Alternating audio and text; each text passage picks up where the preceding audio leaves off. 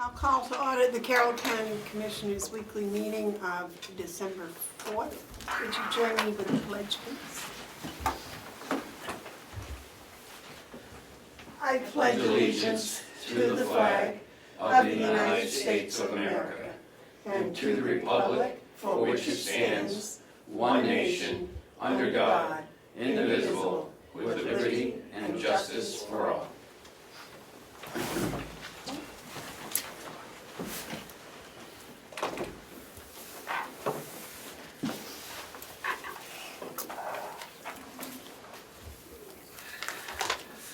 Have you had time to read the minutes? I haven't. All right, we'll wait and do that later. Are there any media questions? And the minutes, Madam Chairman, is there a way, Melissa, can you get these out to us before 8 o'clock on meeting day? Yes, this week I thought that I had sent them out and realized this morning that I hadn't emailed them out in my, so I will, yeah. Thank I you. try to do them before we even leave, but. That's very nice when that occurs. Are there any media questions? Any public input? Okay. The check manifest for the week ending November 29th was $746,473.39. We'll start the work session with county conference Carroll County's going to host in 2020. Yes, it's our turn to host. The association went up and talked to the North County Grand Hotel, and we can get it October 26th through the 28th, and the cost is $109 a night, which is pretty cheap. We would take up the whole hotel. Right now I'm trying to get the nursing home and the jail to get some educational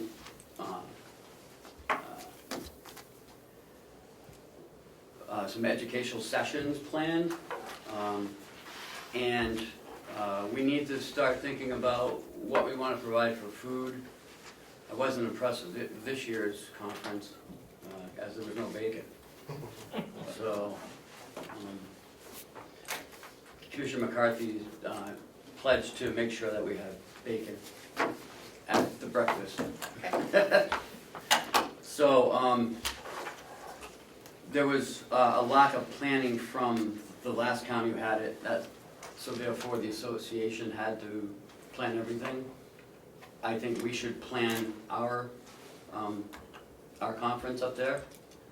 I think that sometimes they don't think of the line workers as far as education. So we'd like to have some education for correctional officers and also for some line staff, nurses, LNAs, because they need 40 hours every other year to have their certification. So that's what I'm thinking. I'd like to get a committee together and start planning this thing. And we can report to you guys every other week as we get going for your input as well. My question is, what is the cost to the county going to be? Nothing. Well, just for the rooms and the Oh, registration. no, but I think we need to kind of make that clear, Yeah. that No, it all comes out of association. we're just doing the plan. Right. Because we're showcasing our county. I have 4 guest rooms. So there we go. Huh? I have 4 guest rooms in my house, so. There's $400, we don't have to. There you go. And I only live like 5 miles from here. Well, Conway's quite central to the county. It's Right. within an hour all around, so I don't see why anybody from the Well, county. and you know, Would have people to can, pay. you know, shop if they want on their free time, you know. and so that's where we are so far. I think $109 is reasonable, Right, what are they charging for a room rental? Do you know? $109. No, I mean for the conference space. You know, Oh, I don't know. no, I understand. No. That comes out of the association. October's a pretty time. Mm. David? Thank you, Madam Chairman. Ken, you said, or I understood you to say, we'll take the hotel. What did you mean by that? They only have so many rooms, so, We're gonna take them all? right, And does $109 include the tax? I doubt it. Oh, that's another $1,000 for the tax.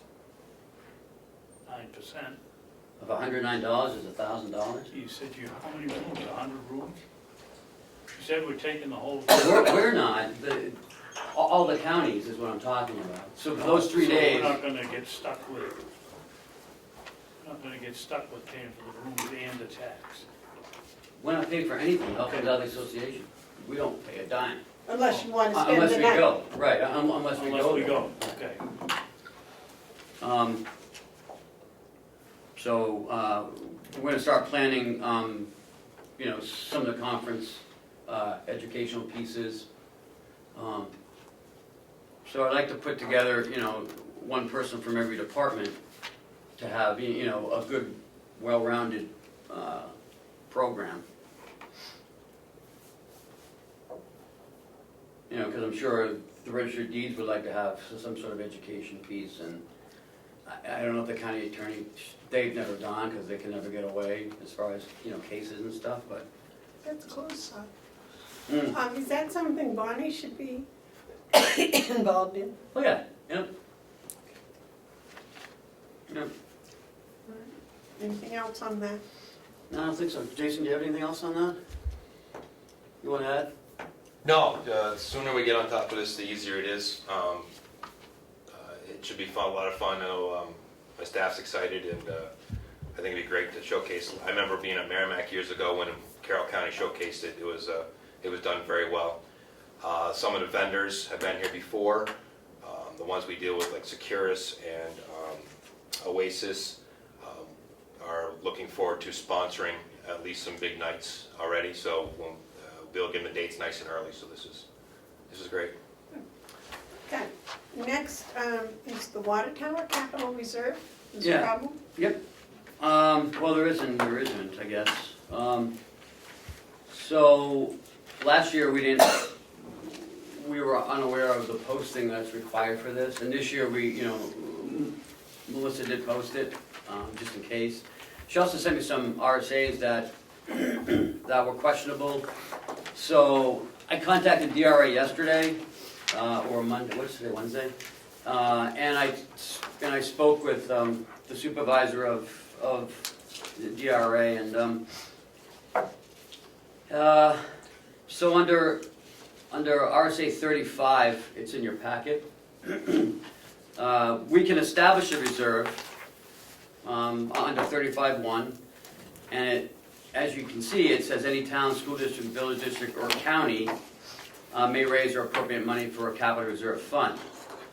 But then when you get to 35.7, talking about water departments, any waterworks or sewer department of a city or town organized by general law, blah, blah, blah, can only establish a capital reserve from the water and sewer rentals and not from appropriations made by said city or town. But we're not a city or a town. Right, and that's where the rub runs in. DRA isn't gonna say yes or no. They didn't want to be held legally responsible. So I got to run this by Liz to make sure that, and I made it known that although it does say it in Chapter 35, it doesn't specifically state it in 35.7. So I don't want to do this and have DRA's lawyers say no, you can't do this. So I'm just going to run it by her, see what she can dig up, and then we can continue to move forward with it. But if she comes back and says, no, I think every it does pertain to the county as well. then we probably can't do it. Because we don't make enough from the water rentals to, Not unless we rent the water and sewer to the county. That's the only way we can get it, if we were charging the county, yeah, but it doesn't. that's a separate entity. So, but, you know. I would think that where it's county, mentions county in the first and doesn't mention county in the second, that we would be covered. Well, I don't want to assume. I'm not a lawyer, yeah. so. And it is posted just in case. Yes. That you want to establish it, so So I think we're gonna be covered on that. on that part, this Thank you for time, doing this that. year. Yep.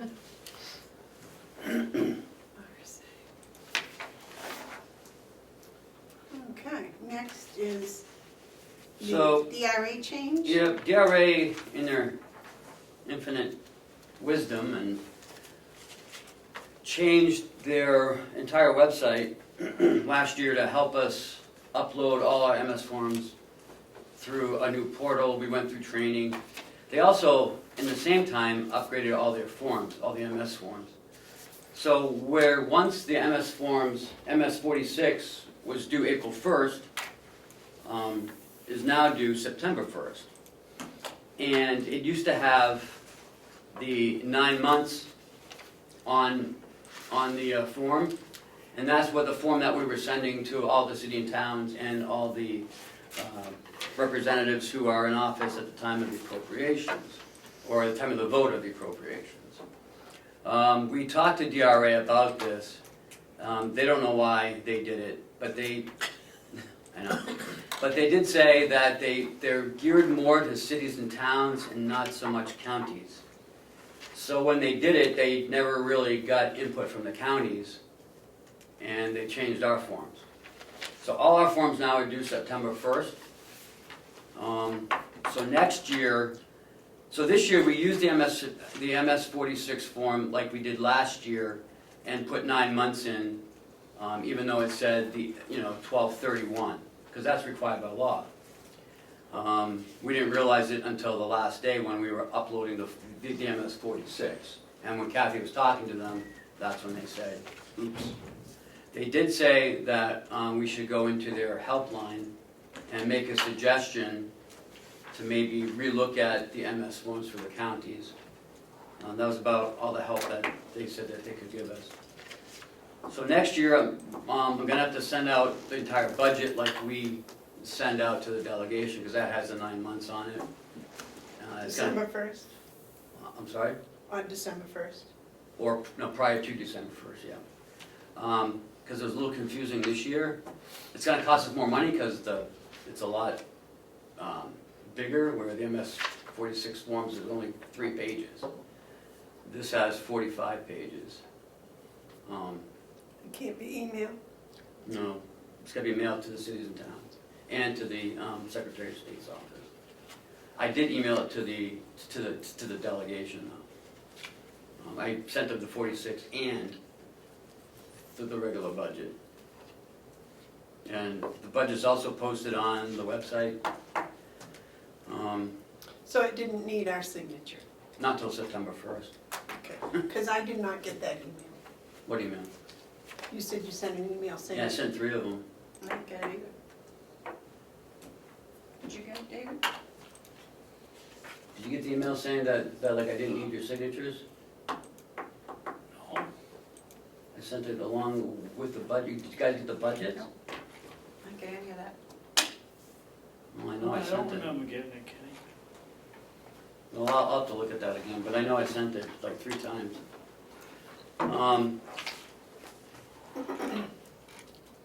So that's what we're gonna be looking at, probably putting a little more money into postage for next year. And that's where we're at with that. Okay. The sheriff coming up to talk about his grant? Yes, he is, and his transfers, What time do you know? at 9 o'clock.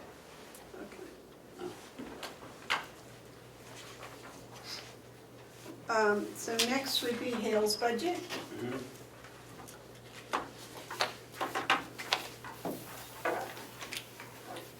So I did send Kathy an email, unless Joe knows, how much there is in the fund balance up there? Mhm. Huh? I don't. Okay. I didn't see that email. So I don't, she hadn't get back to me, so. I thought there was at least, I don't know, 70,000. We used something last year. I don't know how much we used. We saved a little bit over 75 because we thought we were gonna have 2 kids or Okay. somewhere in there. She'd like to encumber the 21.5 for the statistical update revaluation. They haven't started that. No. We signed the contract. Yes.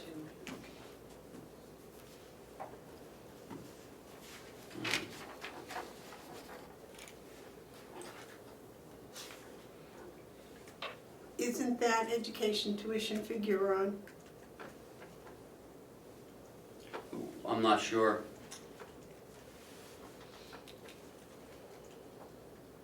That's what she put in.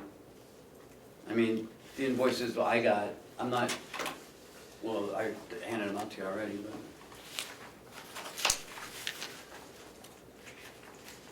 It's 384 plus something else.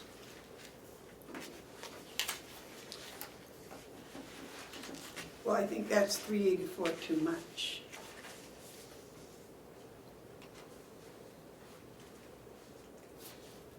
Madam Chair, Yes, sir. if I may. Yes, sir. So I did talk to Kathy briefly about the tuitions. And I believe, correct me if I'm wrong, Commissioner Babson, you did talk with the superintendent at Conway, his name escapes me at the moment, unfortunately. Kevin Richards, yes, about the forthcoming bill. Yes, they did. Yeah, good. My Well, question. he didn't give me any figures. Right. We told me about the, what Hales is gonna owe for people signing that they're living somewhere else instead of Hales. Well, the first question I had was, when I talked with her, was I thought some of these students, especially the high school, were supposed to be charged to Freiburg. And according to Kathy, excuse me, there is an agreement that says these students can go to Kennett. And I haven't She's seen wrong this. about that. If they've started at Kennett, they can continue at Kennett. Right, right. If they didn't start at Kennett, or if they're a freshman, they start at Freiburg. Freiburg, or if they move in from someplace else, So they my start question, at Freiburg. my question was, who's got the agreement? We do. Do we have a copy of that? Oh, yeah, it's on file downstairs in the All right. Hills binder. Because I hadn't looked at that yet. I just got this stuff late last night, so. In any event, there is some issues here, particularly the high school ones, and I suspect that it's 41 Carlton Way for the 9th grade. And the other issue is the 30 Samuel Hale Drive for the 9th grade. That figure is $71,578, if you see that on the list. And Kathy's checking into why is that double? There's a problem with that. Say that again, Joe. So if you look at the address, 30 Samuel Hale Drive, and if you look under 8th grade, I know they're not quite lined up. Yep. It says $71,578. That's twice as much, it's double for some reason. And so she's checking into that. It's more than double, Well, it's almost triple. yeah, she said double, so. But she's checking into that issue. I don't believe Hales is responsible for anything before September of 2019, because it's Conway School District's responsibility. It's their due diligence to check the residents. Yeah. So I think what we need to do is look at that document that we have and make very sure of that before we proceed with anything here. I just wanted to confirm that. Is Liz also Hales' lawyer? No, I've never done it, no. For Hales, we use,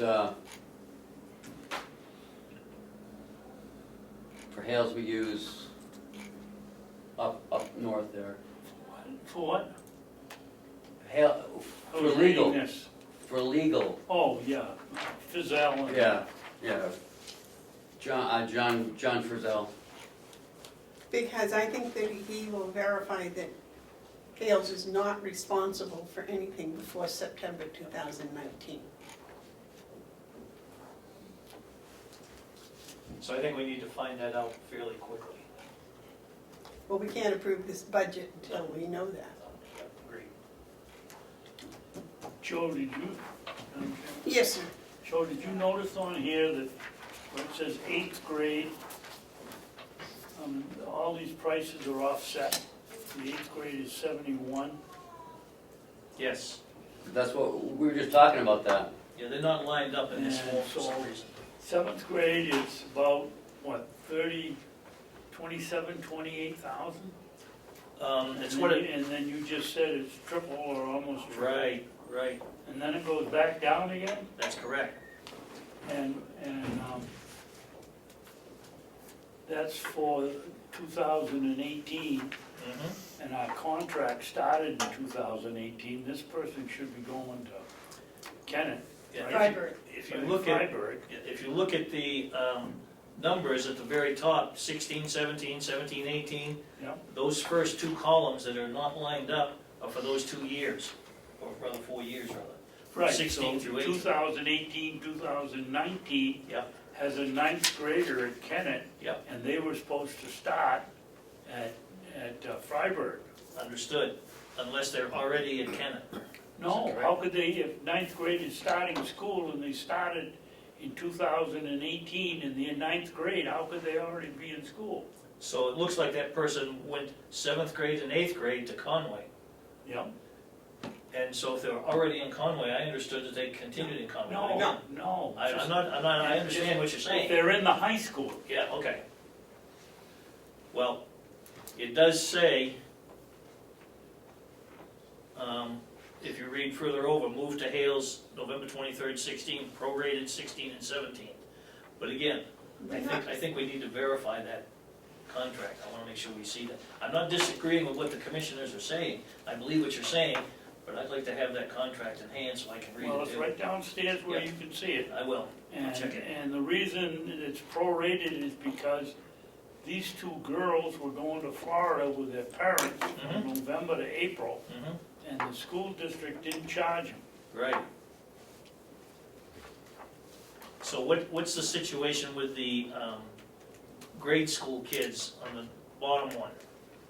Kindergarten, first grade, second grade, third grade?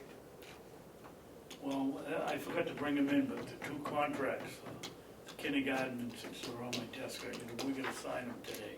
Okay. They pay the going freight at SAU 9. Okay, so they go to SAU 9? Yep. Yep. So grammar school kids do go to SAU 9? And so does the 7th and 8th grade. Yeah. Okay. Yeah, if you're in 8th grade and going into high school, you have to go to Freiburg. Okay. But if you're already enrolled in Kennett, there's no sense in you I hear you. leaving, you know. Well, obviously, there's some confusion on this, obviously, and so we need to get this straightened out. I will work with Kathy to get this done as soon as possible. Because when I saw this budget, that was the first thing obviously that stuck out was the education tuition. Well, the whole thing stuck out for me. Yeah, yeah, big time. Okay. So we're gonna hold on this?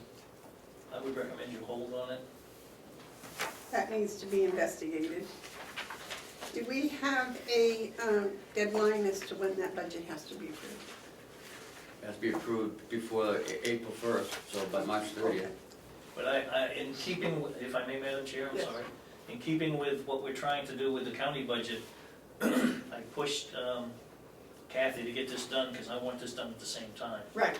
So I will try and get this answered pronto, and then you can make your motion on the budget. Jim, Yes, sir. Ken, what were the MS forms you said that were changed? All of them. 46? Yeah, amendments 46. 46.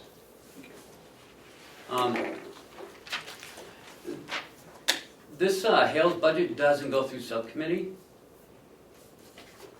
I So, don't think so. no, so we have a little bit of time, is what I'm trying to say.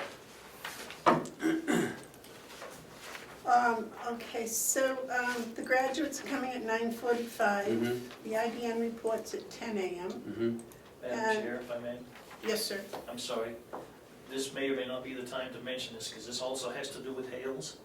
Hmm. And it's the tax ID number issue. Uh-huh. In going on the website to get the EIN number for Hales location,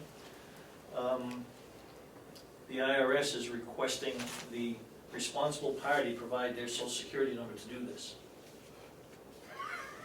So I don't know who would consider the responsible party. I guess if I thought about this process, it would be the commissioners, really, or the. They're not getting select- mine, the federal law says that only it goes on the income tax, they're not getting mine. Well, I'm not saying I'll they're gonna sign get. it, but I'm not putting my social security I'm down. not disagreeing with you, Commissioner Babson, I'm bringing up the point, so I don't know how you'd like to proceed. I did don't, how research on- legally can they ask somebody for their social security like that? That's right. Well, it says here to determine the eligibility, and this came right off the website, because I did this last night too.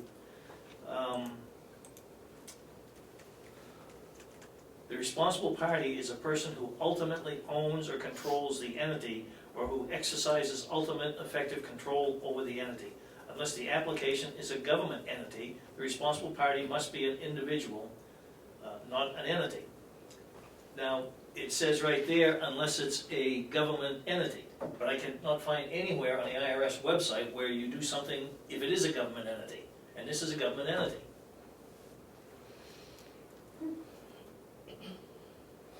So if you're a government entity, it needs an individual? That's what it says on the responsible party. If it is a government entity. Or it says no, or, Unless the applicant is a government entity, the responsible party must be an individual. okay, So but we it don't- says unless. That's correct, so what I'm saying is, if you're a government entity, then you don't need the individual. But there's no place on the IRS website and all the forms and all the documents for a, I'll use the term, government entity. It Well, all maybe- says you have to, every time you go in to check government entity, it says you have to have a responsible person and you have to have a tax, you have to have your social security number. So maybe where it says social security number, we just write in G-O-V. I could try that, yeah. Kathy brought this to my attention, she's done a fair amount of research on it too, and I did some last night too. That doesn't make sense. Doesn't make sense at all, and I will tell you this, if you've ever tried to call the IRS, Oh, yeah. I'm in the process of that right now on another matter, and it took me about 2.5 hours just to get a phone number that I could get a live body. And then I had to wait another 45 minutes for them to actually come online, Oh, my goodness. or answer the phone. Social security you're talking about, Actually, no, IRS. IRS, because social security is usually days. Yes. Yeah. Well, I don't know, I that's. mean, I will continue to pursue this, but I want the commissioners to be aware of this issue. And we have to have that EIN That's correct. before you can apply That's for the correct. pilot funds. That's correct. So Hale's never, Hale's never had an EIN, they always use the counties. Well, that's probably why, Yeah.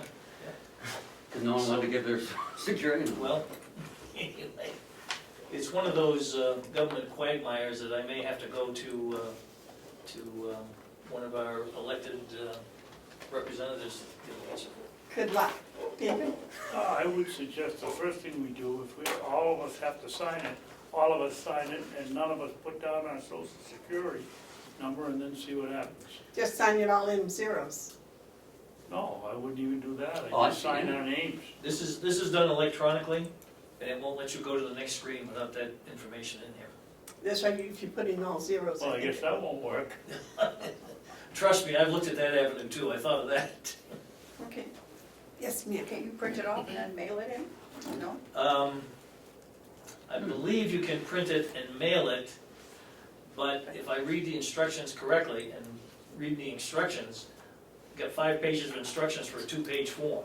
But reading the instructions, it says, if the information is not, I don't want to use the term, I'll use this term, input correctly, they'll kick it all back. Good. Maybe we can get to talk to them on the telephone in less than 2 hours. I don't think so. But again, I understand, you know, I'm just bringing this to light for the commissioners. And I will continue to pursue, but at the moment, I'm kind of at a roadblock, and I'm not gonna give my social security number either, and I don't blame anybody else.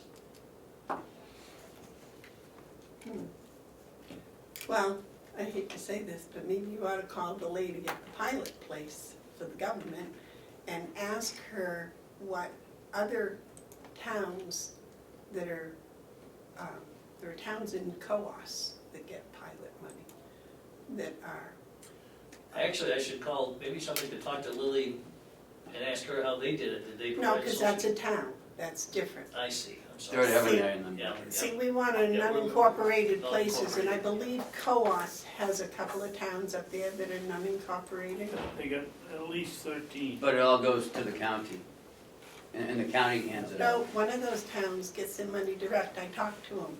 Is it, Well, that would be Bath, or the Carroll, Carroll. right? I mean, you Carroll. have to Carroll. Carroll. isn't Carroll an unincorporated? I don't believe so.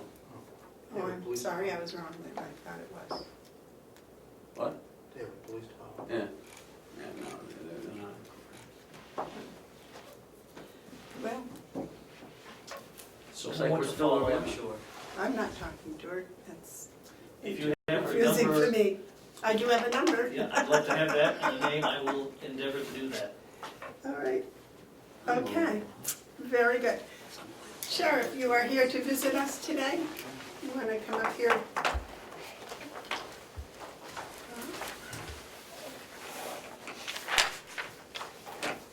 Dawn, did you settle on another negotiation time?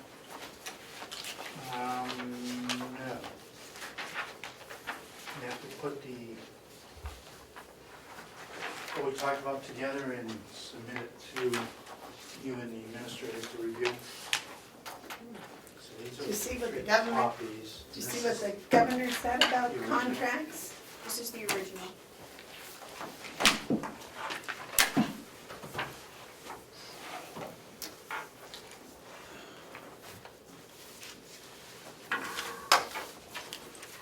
So this is the, it used to be called the opioid grant, it's now the substance grant, basically, for all drugs, so they're not solely looking at opioids. When meth is now back in the picture and everything else. Okay, this is a continuation of the grant we No, already. this is a new one for 2020. They were trying to get it out earlier, but with the state budget not being signed back in September, it's pushed it to basically January 2020 before this money will be available to start. We did request the 15,000, and it looks like we are granted the 15,000 to work with throughout the county with all the other agencies. So it's the same amount as last year, and the window to use it is only 6 months and not 10 months like last year, so this will end June 30th, 2020.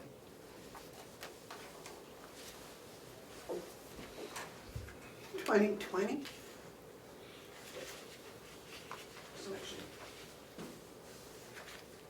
Well, That I'm sorry, doesn't make so- sense. Go ahead. January of 2020, that's like next month.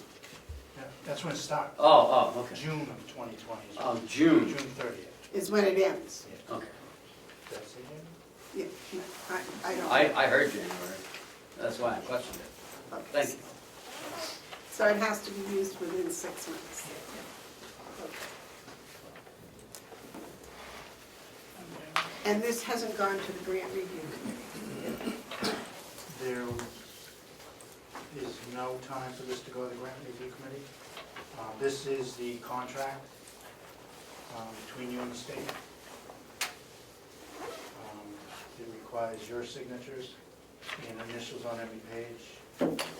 Signature is the front page.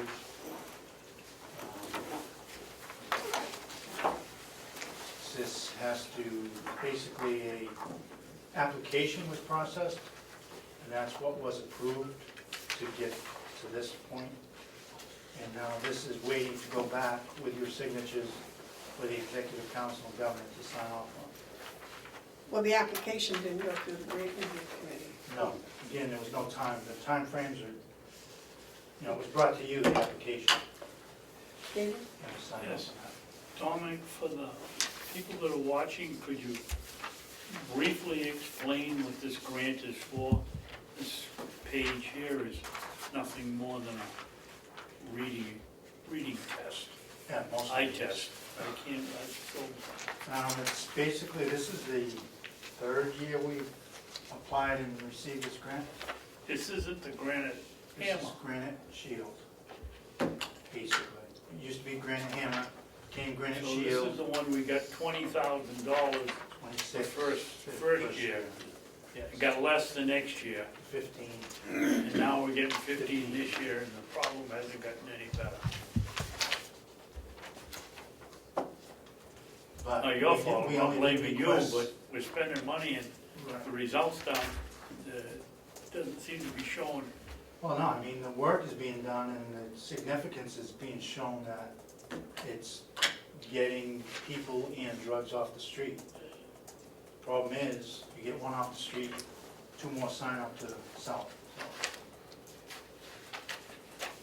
So this is the granite hammer, original granite hammer. Granite Shield, right? Granite. The hammer was too Forceful. forceful of a word. Okay, and this is for $15,000? Yes, and that's all we did request for. And originally it was looking at a window of about 10 months to use it. So in 6 months, the $15,000 will be a very good amount of work throughout the county. Okay, so this was exempted, if that's a word, from the review committee because it's the Same exact. same, Other than they kind of opened the window as far as not solely looking at opioids. yeah, So, last year's grant was the same thing, 6-month window, 10, Actually, it was 10? 10 months. and it's not just for you, Right, it's the for whole- other departments Right. in the county. So they all share $800, or $1,000 or whatever. Well, no, I mean, I'm the hub of the grant. We work together as the chiefs and sheriff. As far as conducting the work, as far as, you know, time, place. you know, Law enforcement stuff. What do you need for personnel? And then, as people put bodies into the work, that's when they get reimbursed for that overtime hours. So you're the grant administrator. Right. Okay. yes, David? Dominic, when did you get this grant? When did you get notice that we had to do all of this? When did you get this? Couple of days This ago? just, yes, a couple days ago. And you signed it 2 weeks ago, maybe? Yeah. 3 weeks? The The application, application was, you gave it to us the week you got back, and you, because that had to go right back in. They didn't give us much notice, David, because of the budget down in Concord. For some reason, I don't know why that slowed up this, but. Don, do you know why the budget in Concord slowed our getting the paperwork? well, all grants just kind of were put on hold. Oh. Yep. And, yeah, they didn't go to the next step until the budget was signed. Because they didn't want us to put something out there and then, But all the dates on the grants stayed the same. That's why, this grant was from January 1st to July 1st.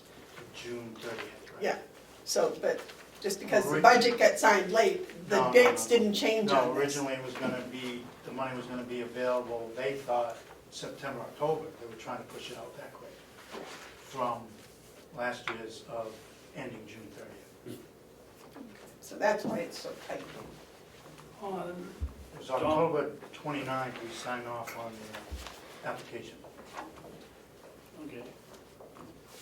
Dominic, it's $15,000. You just said this is for overtime, for payment to the people working it. Yep. Before that, you said it goes to the police departments and they can use it the way they want. No, it's Why are we, coordinated through myself and all the chiefs as far as how we use it, or what type of operations, when and where. well, why is it all going to overtime? I mean, is Because this that's just what to this make grant us is for. They don't want law to take away enforcement from, happy? they don't want to take away from the current shifts on the road. They want it to be extra boots on the ground, basically. So they're willing to pay, this grant is paid for overtime hours. Or So what do you part-time do administrative. with Freedom or Madison or one of these places that don't have a large police force and we're sending officers, your officers over there to run the detail once a week or twice a week or 2 hours a day or however you work it? Why is that overtime? Again, if that Come home should and send them happen, back over that again? really doesn't happen, but if that should happen, it's beyond duty hours. They don't want it to be during regular work, to Supplement. supplement. It's basically to get more bodies out there, And why instead can't of you, taking them away from. I'm sorry, I didn't mean to interrupt. Why can't it be used for hardware or something else that you're No, fighting drugs with? You don't have to pay overtime This for. is specifically not for equipment. This is solely for work, to either do surveillance, to do searches on houses or buildings, to do, You can't do that on that we did, regular work hours? no, again, that, if you do it during a planned work day, then you're taking away from people doing transports for us regular, or for patrolling the town of Conway or the town of Freedom. Then they're taken away from their regular duties. So it's, Did this, if I might, just recently, I believe the sheriff's department and several towns got together and did a drug bust. They had looked at and watched for a number of months. And that would have come under this. that was off that last grant, yes, we did that. Do you remember that, David? It No. was in the news. That was called the Northern Alliance, that one, but that used this money, yes. I would tell you, I have a real hard time with this. If it weren't, it looks to me like it's just a support law enforcement. The money, it isn't very much money and it's all overtime. And I it think seems you're to be, misunderstanding the point of why that is, that it's well, I over. can understand your point, but, you know, these federal grants, if they're really fighting the opioid crisis, I'm sure somebody needs equipment. And to say it's not for equipment, it's just for guys, There's, it's just nothing more to increase pay scales. no, there's different avenues to get that, to get equipment. There's different grants. There's, if you do seizures on any drug-related bus, and you seize money, That's a that money RICO. can later be used to buy equipment for fighting drugs, which we do have a federal account to do that.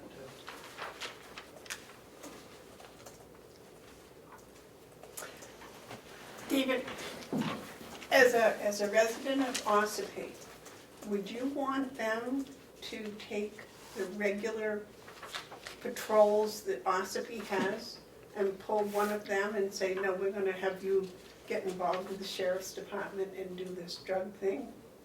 And pull them off and not go down your road? Madam Chairman, this is a discussion for the county, and I'm not gonna get mixed up in whether, what I think about Ossabee's police or the sheriff's department or anybody else. We're working on this grant right now, and I'm trying to decide, it's such a little piddly amount of money for what we gotta do, and if you split it up between, 13 or 18 municipalities here in the county, nobody's gonna get very much of anything, so it's not gonna we're all gonna pay for it, so. If I could, the last grant was $15,000. How to The break down? sheriff's office used 7,700 of that and change. County PD used almost 6,500 of that. Again, it's coordinated efforts. It's when can departments give information, are they available to come work those overtime hours when those things are happening? And the majority of the availability and use went to us in Comeau PD. So, we hope that more participate this year. There were two other towns that did receive money from this one. So of the 12 that signed up, only 4 towns used any portion of that.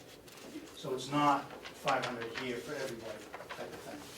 It's a coordinated effort Madam Chairman, to Yes, make the Dick. biggest results.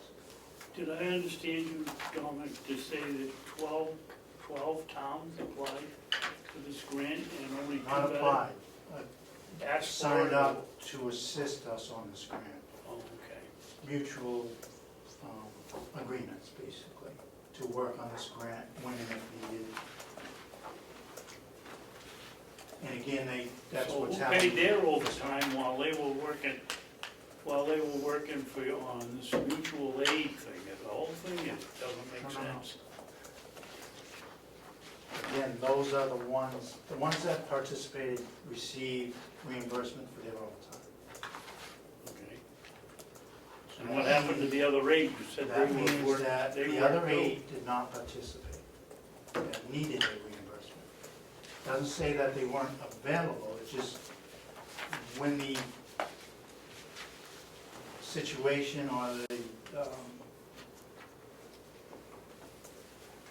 event was taking place, you know, it either wasn't in their town, or they didn't have anyone available, that type of thing. Thank you.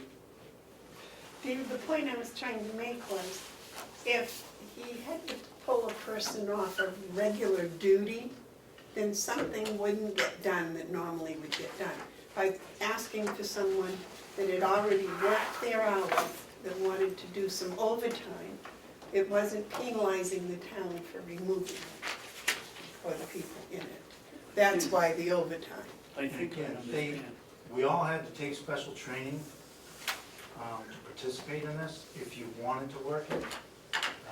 And I would say 90% of the officers in this county took that training.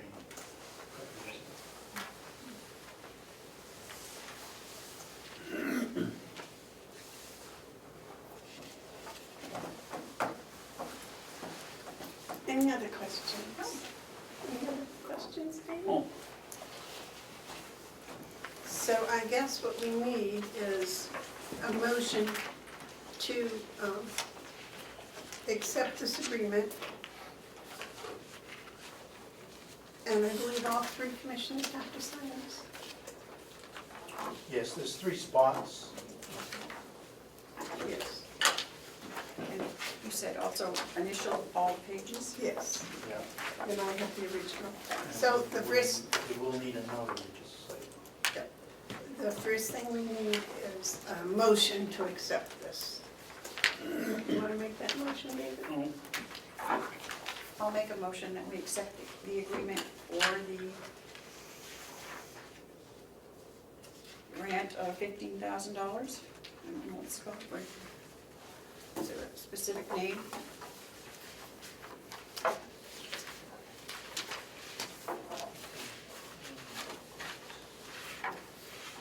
The Law Enforcement Substance Abuse Reduction. Did you get that, Melissa? The Law Enforcement Substance Abuse Reduction Grant. And it's not to reduce substance abuse among law enforcement. Anyway, Do we Sorry. have a For my- second? You want to second that, David? oh, Okay, substance Is it abuse. substance abuse reduction? I'll grant? second that. Is there any discussion? Yes, sir. If I was the commissioners, one thing I would ask for is some type of comprehensive report of results. I often hear money being thrown at issues, but I never hear what happened last time when it was used. How much of it was overtime? How successful was it? Is it working? So we never see that, and I think it's doing you a disservice not hearing that information, because I'm sure a lot was accomplished, but that's never reported to you. That's why we're in this spot right now. So perhaps next time you could ask for, before they ask for the funds, the authorization of the grant, you should ask for more information about results. Thank you. I believe some of that's non-public, correct? No, that can go up. It actually is provided to the legislators down in Concord, because that was one of the key elements to continue with these grants for this purpose, was that they wanted to see the results down in Concord as far as getting opioids off the street, but now they've opened that window up to more narcotics, which I think is good. But yes, any drugs seized or arrests made are sent down to the state information bureau, and that's all collected and provided to the legislators. That this money was involved with? Yep. Could we have copies of that, please? I can get you what is out there. I think that would be informative. Don't you? Yes, I like this, David. Okay. Any other discussions on the grant acceptance? All those in favor of the motion say aye. Aye. Aye. All right, so I guess today is 12/4, right? Yes.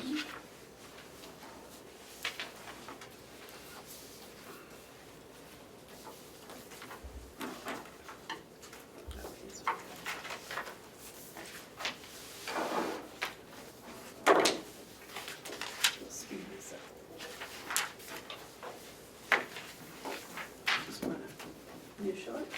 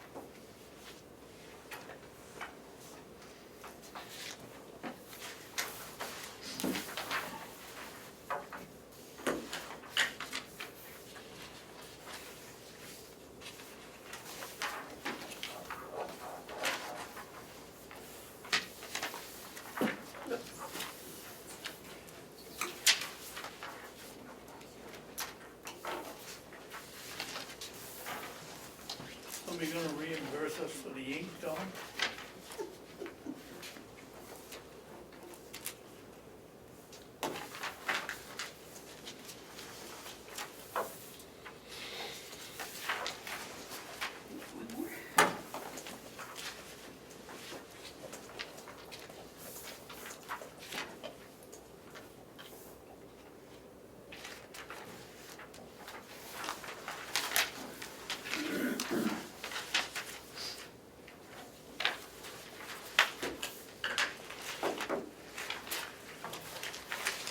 Ken,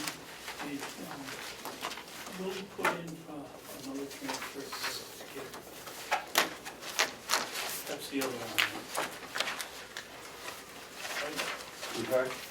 That's the other one, you got the Yes. first one. Melissa.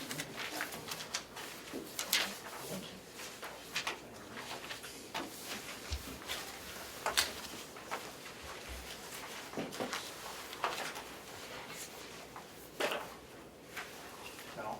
Did you check them all, make sure we got all, I'm pretty sure we did, but.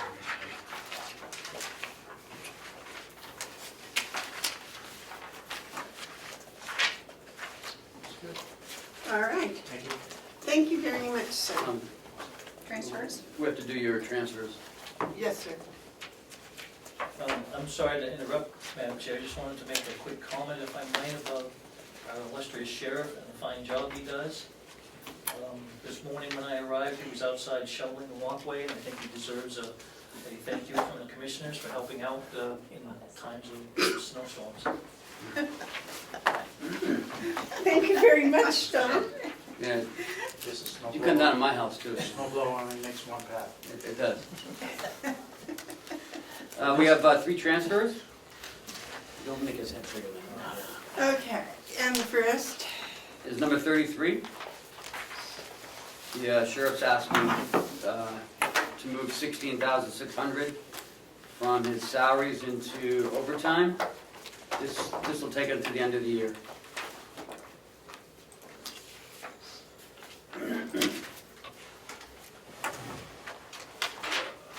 why?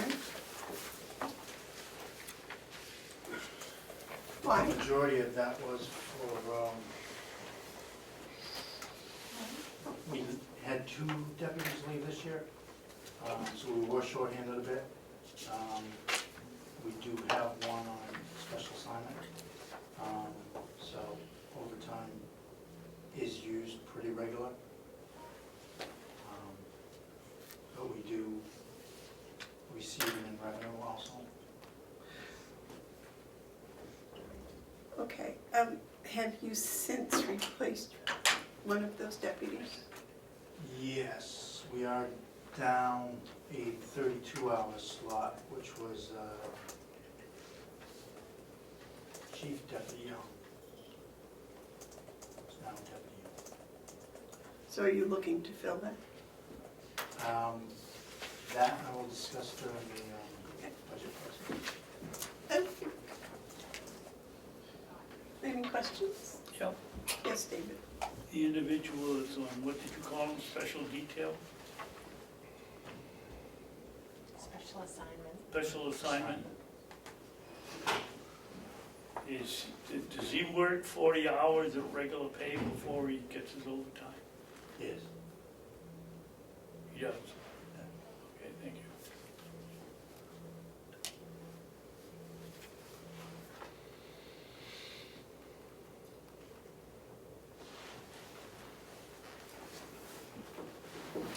Any other comments or questions for Dominic? Okay, I await a motion on request 33. I'll make that motion. That we, okay, request number 33 for the amount of $16,600. Would you like to second that? Second, All those in favor say aye. aye. Aye. Those opposed?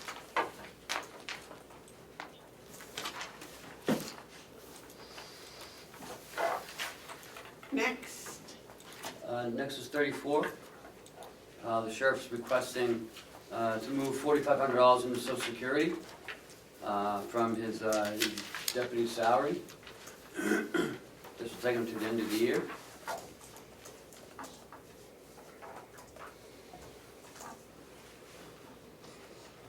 Apparently that was a countywide social security issue. Yeah, we had a little snafu last year during subcommittee. Because some of his people are in group 2, and most of the people are in group 2, and they don't get Social Security. The dispatchers and people who work in the office are in group 1, they pay Social Security, so there was a little kind of a mix-up. And that's the method.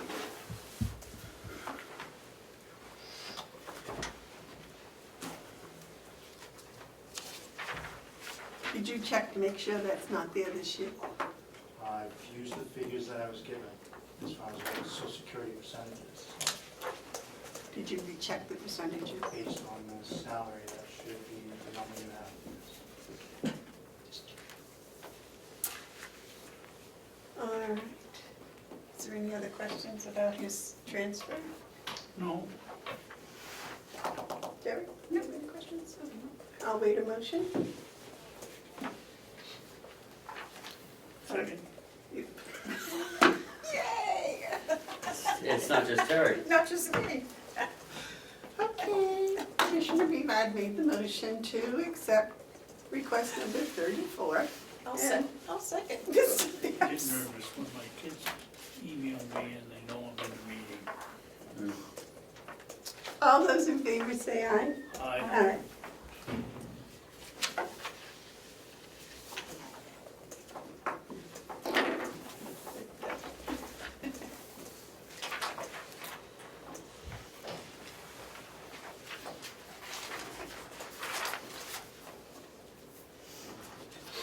Next is number 35.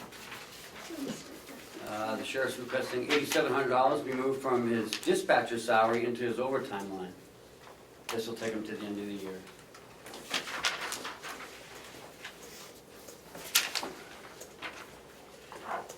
I take it you have the same issue up in dispatch?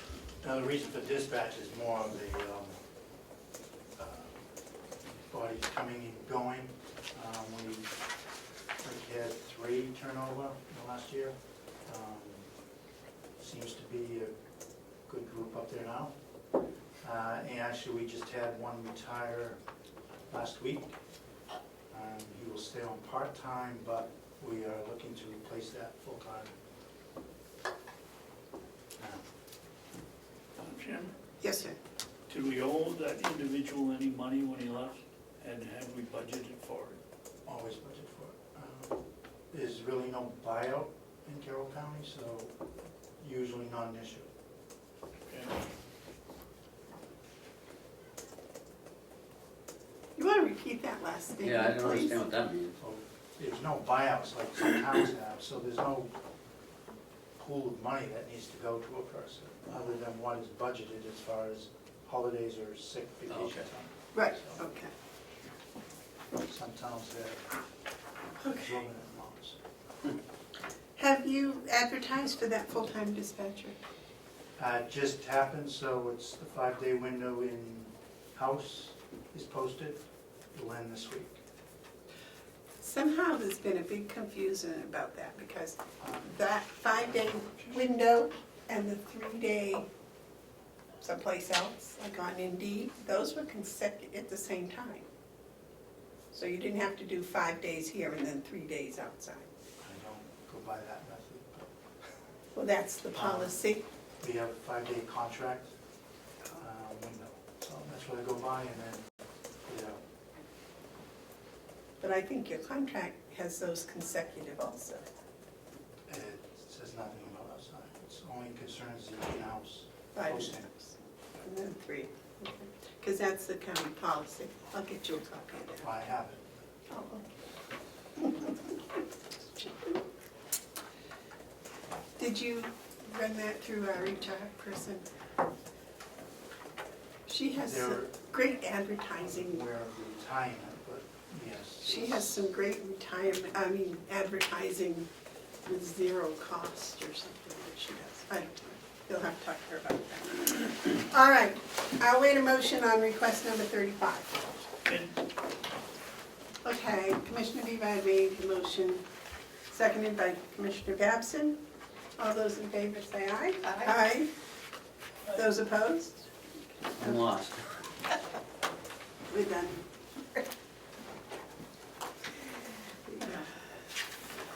Well, that's your thank you. what? Would you like a 5-minute recess? I don't need it. Oh, okay.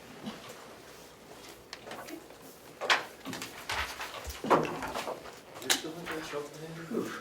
you get the last one? Did you get the other one? Yes. Thank you. Thank you. Do you have those on yours, Melissa? Yes.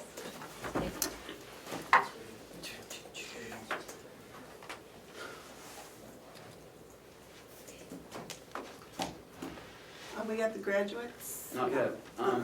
We can do the affordable assisted living contract if you want. All right. Always Howie, good. would you like to come and talk to us about this?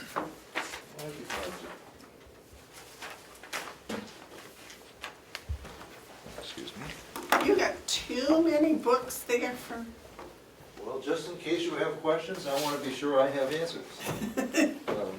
You have the agreement, the contract, you've approved hiring RL, Yes. RS Consulting. Asked her to put together a contract that I think is good and in every way. It requires a 35% down payment with a balance 90 days after completion. So it protects the county. And it is pre-signed by her. Madam Chairman, yes, sir. can you explain to me how we're protected? If we get her work and we don't like it, we pay her, how are we protected? Well, you have 65% leverage. So if you feel that she did not So deliver, we have protected. you have protected, 65%. 65% protected. Well, but she wants protection too, before she's hiring her consultants, before going into this, Yeah. to have some of her costs protected, but ultimately well, I guess I'd have to say, if you didn't trust her, you shouldn't hire her. And that's kind of the balance that goes on here. And I'd argue, Howard, that we had complete faith in her in the first one, and it came back and it wasn't anywhere near what we expected, and we went out and we turned it down. And you paid her exactly nothing for that. Yes. So that was and that wasn't her fault or the commissioner's fault.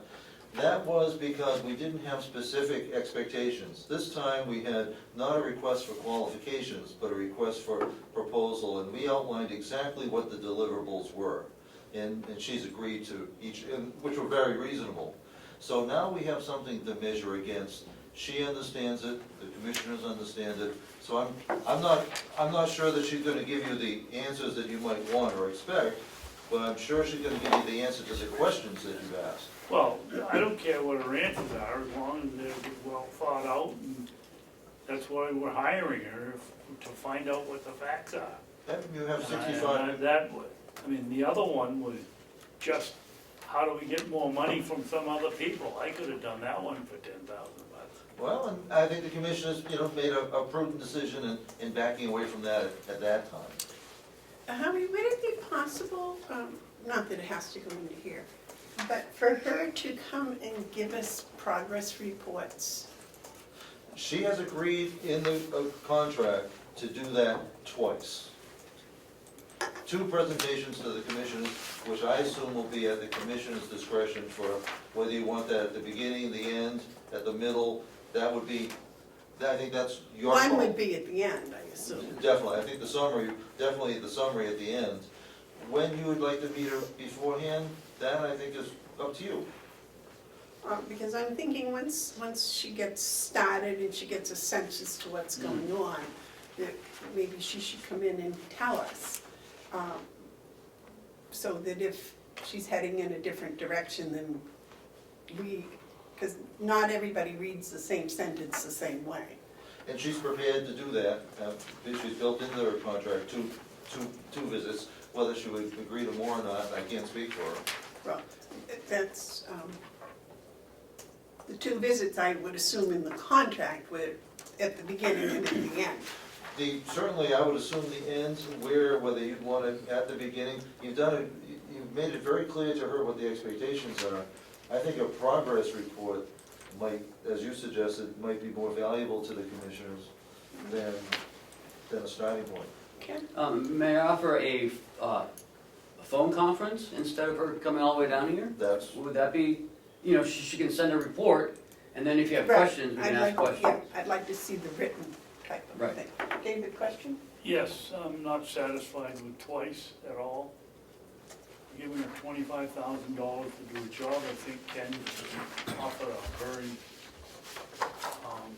wise compromise, do it by telephone if we have to. But you should send a written report, and then a week later have a phone conference with any questions you may have about the report. I'd still like her to, if we're going to do that, I'd still like her to come in at least twice in person, and then do any other reports on, by telephone or Skype.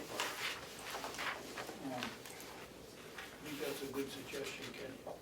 Well, I mean, she lives way up north, so I mean, that's. In Whitefield. Yeah. She's agreed to come here twice. I'm sure she would agree to telephone conferences, as many as you would like. Right, well, I would think it It's downhill probably, from to here though. I think a couple of phone conferences would be good. If I think I can speak for her in saying that she'd be more than agreeable for that. Along with, just a brief written summary as to where she is and what's going on, and, so if it is deviating from what we're interested in, we can discuss it at that point. In fact, what I might suggest to you in order to give things structure is that we look for updates every 30 days. So essentially, we've given her 90 days to do it, to get monthly updates maybe by written summary and by phone call, and then you'll know when you want to request her to come in for a early visit as opposed to a completion visit too. Right, does that sound good to you? Yes, except would you mind if we left out the word brief on the reports? Okay.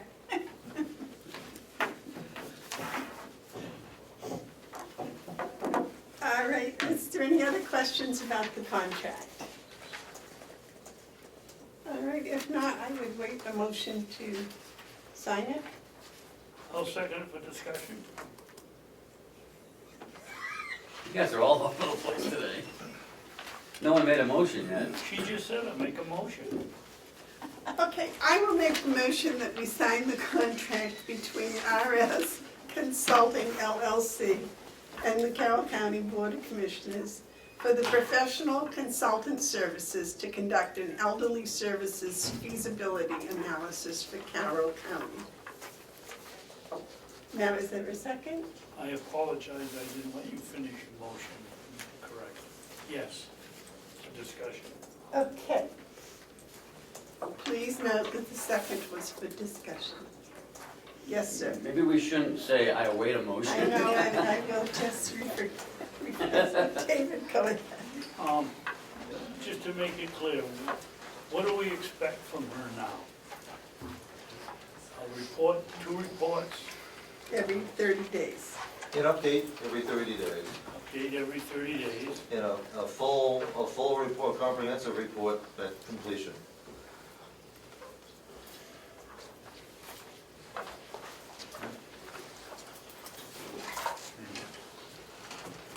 a report at the end, obviously. Yeah, and that's required as part of the request. That's what we're paying her for, aren't we? What's that? I said, that's what we're paying her for. Exactly.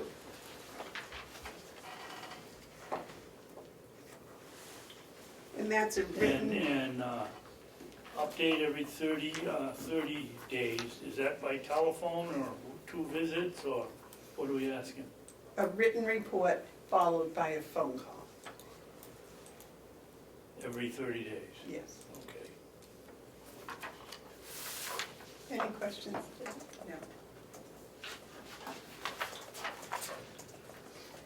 No. Any further discussion? All those in favor say aye. All right. Aye. Aye. Those opposed?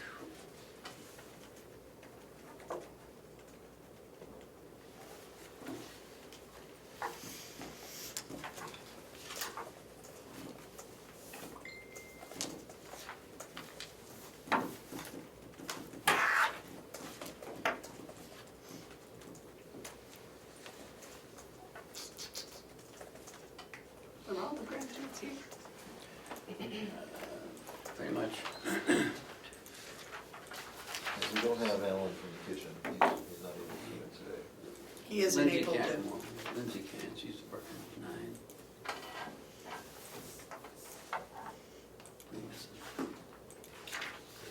Oh, that's right.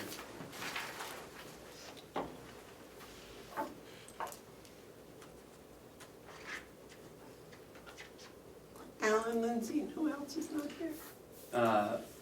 Lynn Sweeney couldn't finish the program.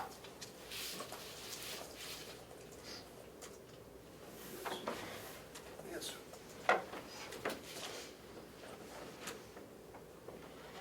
Okay, who gets the contract? If I could take that, I'll be sure you get copies, but I want to be sure that we start things with Roxy to get this process started. Yes, sir. Bobby, would you leave a copy with Laura downstairs? Oh, definitely. Thank you. Both a hard copy and a scanned copy for her.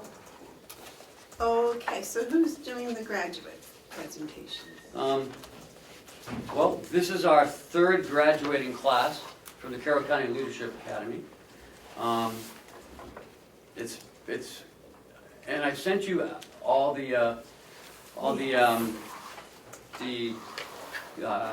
written comments by the graduates, and I was impressed with what they said, and I hope you were as well.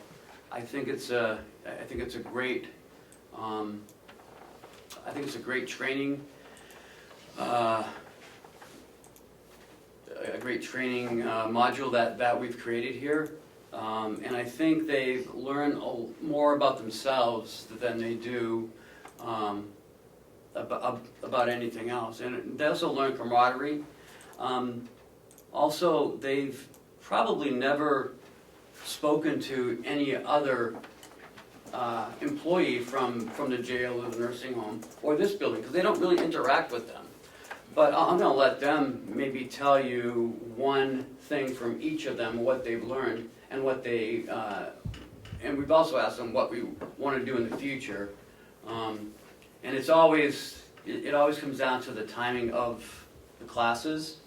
Unfortunately, you know, we can't make them closer together because of our instructors' schedule. But if we have them come up and maybe introduce themselves and maybe say one thing about what you liked about the class. And we'll start with Susan, because she came in late today. I wasn't in the class. Oh, you weren't in class this time, that's right. You must have ran out of your house to come to work. I did. Rolled right out of bed and came in. Well, I don't think Damon went either. No, I know Damon didn't go. So maybe we'll start with Sue.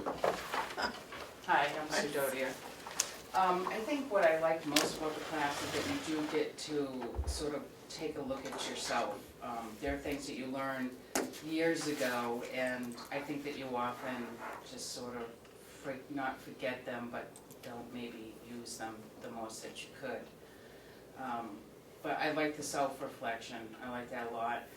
I really like Nick. I thought that he drove home a lot of stuff in a good way that really kept our attention, and the class went by very quickly.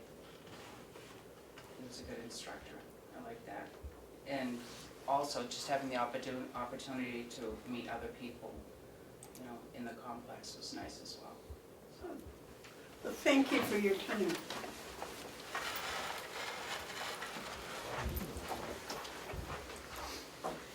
Lisa Napadano, I work in recreation. This class taught me a lot about human factors in being a leader, compassion, empathy. Really made me take a look at myself really hard. And with the examples of the other students brought to the class, and we're all kind of in the same boat with different problems, but it was nice to get someone else's point of view and another way to handle things. And I really value it, and I was dreading it when I was put on the list, but it was really good, and I'm glad that I got to do it. So, thank you. Thank you.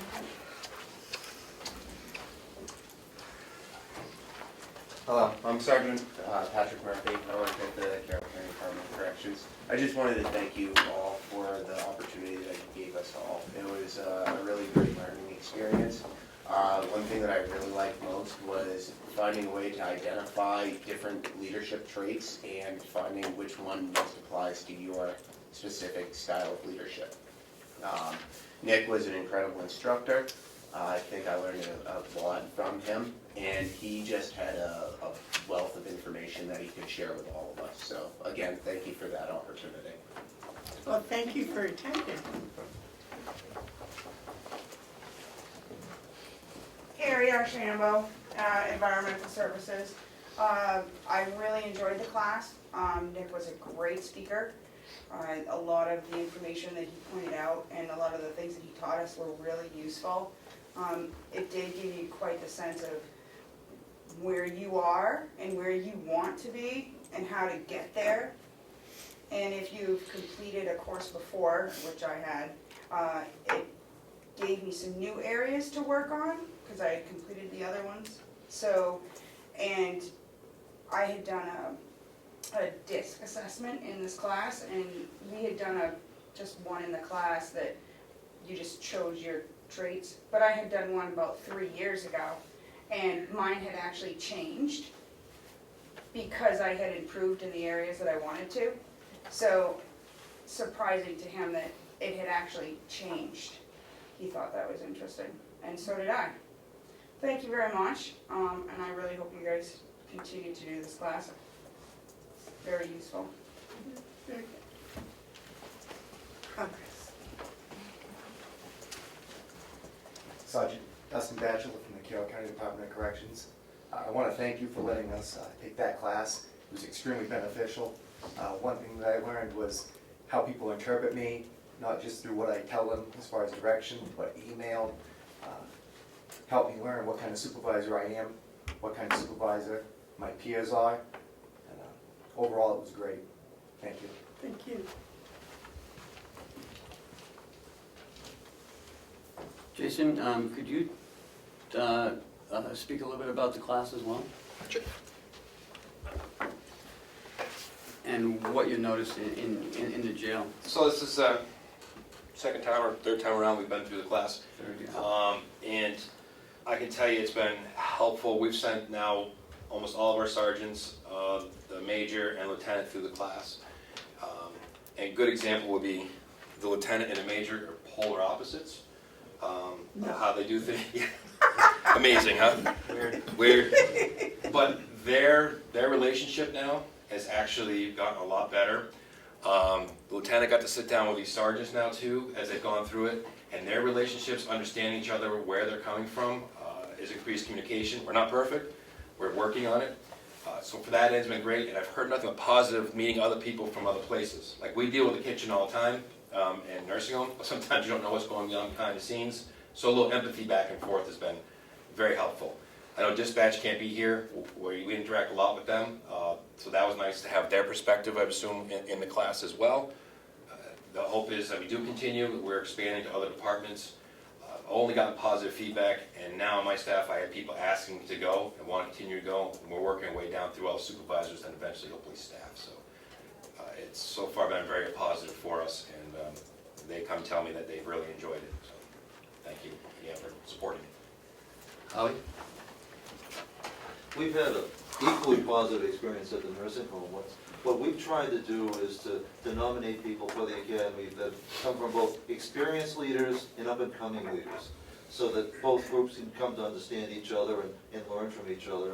And that's actually what's happened. But what's been surprising and pleasing, most surprising and pleasing to me, is how well it's been accepted, and how there was great trepidation with the first class and some trepidation with the second class. Now there's out-and-out enthusiasm for realizing that it is beneficial and it isn't punishment, and it's almost a reward.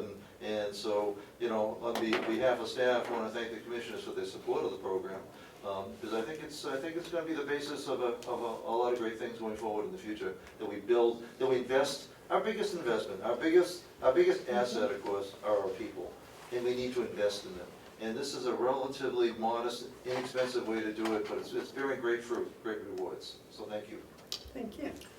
Susan, I'd like to ask you to say something, because you went through the program yourself, and then you were sort of mentoring Lisa through it as well. So what did you see a change in her, or maybe you? Come on, I think we- stand up, I want everybody to see your I want outfit. everyone to see my All right.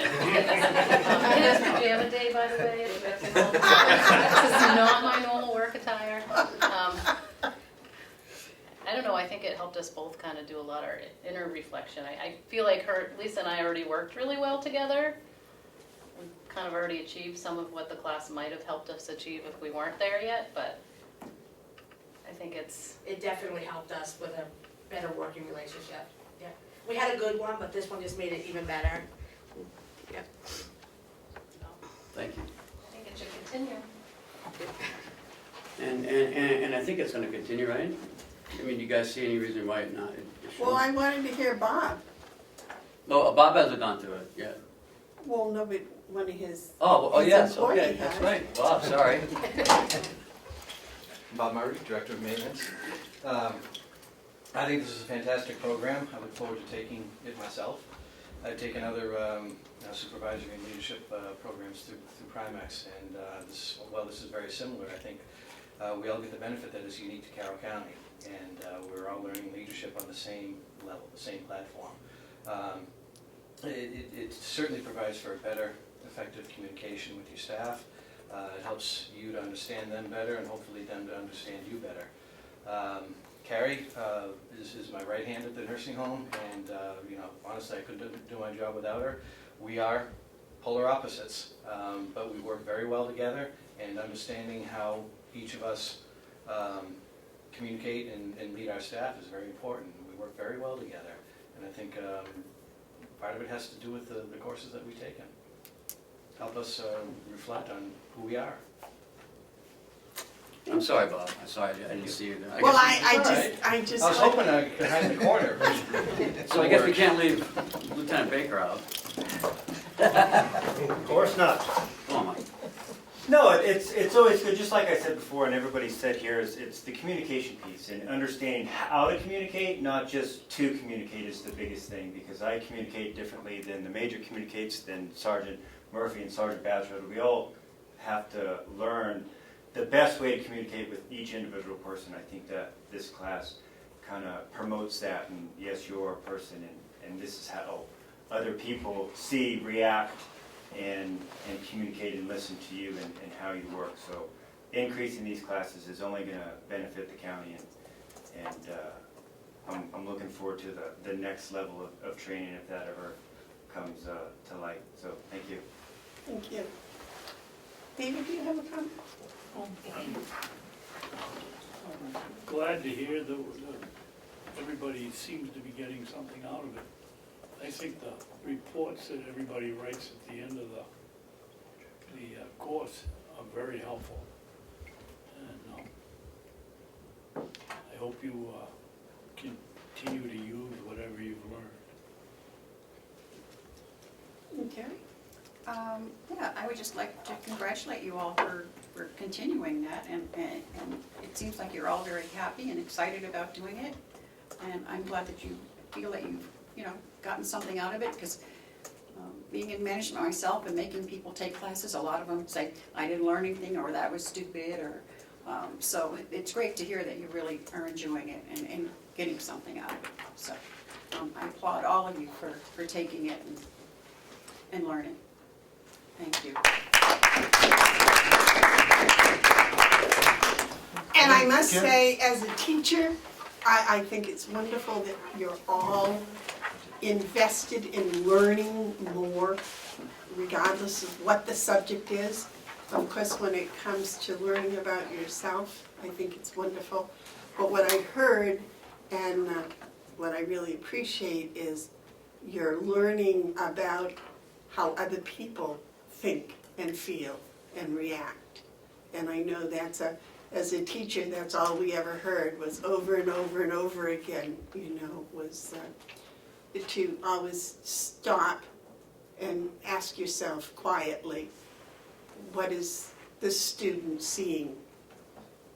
Not just my side, not just the teacher's side at the front of the room. And I think those are valuable lessons that each of you have reflected and said that you've learned. So I certainly will continue to support the program. And I think the idea that you could look back and see what you did 3 years ago and what you're doing today, and that you've grown, because we all grow every day. And I think it's valuable that we realize that. We look at that and we see and we go, wow, I've made progress that people can see, So I think it's a wonderful program. So, thank you. Chair, Administrator Chandler brought his camera. We'd like to commemorate this event with a photograph, if you're so willing. We've done the last two, so you might as well do this one. Certainly. Perfect. If attendees could come forward with the commissioners, I'll grab the camera. Shall we stay seated and let them sit behind us today? Yeah, just go right up front. I'm so sorry. If I could beg your We pardon? gotta come closer. We gotta, like, pretend there is nobody. Now, come on now. Commissioner Babson's gonna have to smile for this. I'll tickle his ear. Okay. Everybody looking, smiling. And we're gonna do this again a couple times just to punish you. And one more. You are. Thank you. Thank you. Oh, so Congratulations. much. Thank you for Thank you having for letting us us. do it. You just slacked off. And it surprised me, I was like, I can't. I don't think getting better. Well, no, it's all stuff that I chose to work on, and I'm not afraid of change, so working on it and fixing it. Good. Thank you very much. Keep going, it works good. Yeah, you didn't show up yesterday. No. Thank you. Oh, wow. That teacher person, I can't hide it. It just will stay away. All right. Look, they're all in a big hurry to get back to They're work. changing, yeah, They're on their days off. I don't know why. I The can IDN 7 is report, here, yeah. yes. April's here. April, you want to come up and sit Come over join here? us over here and, Gosh, we're doing very well today.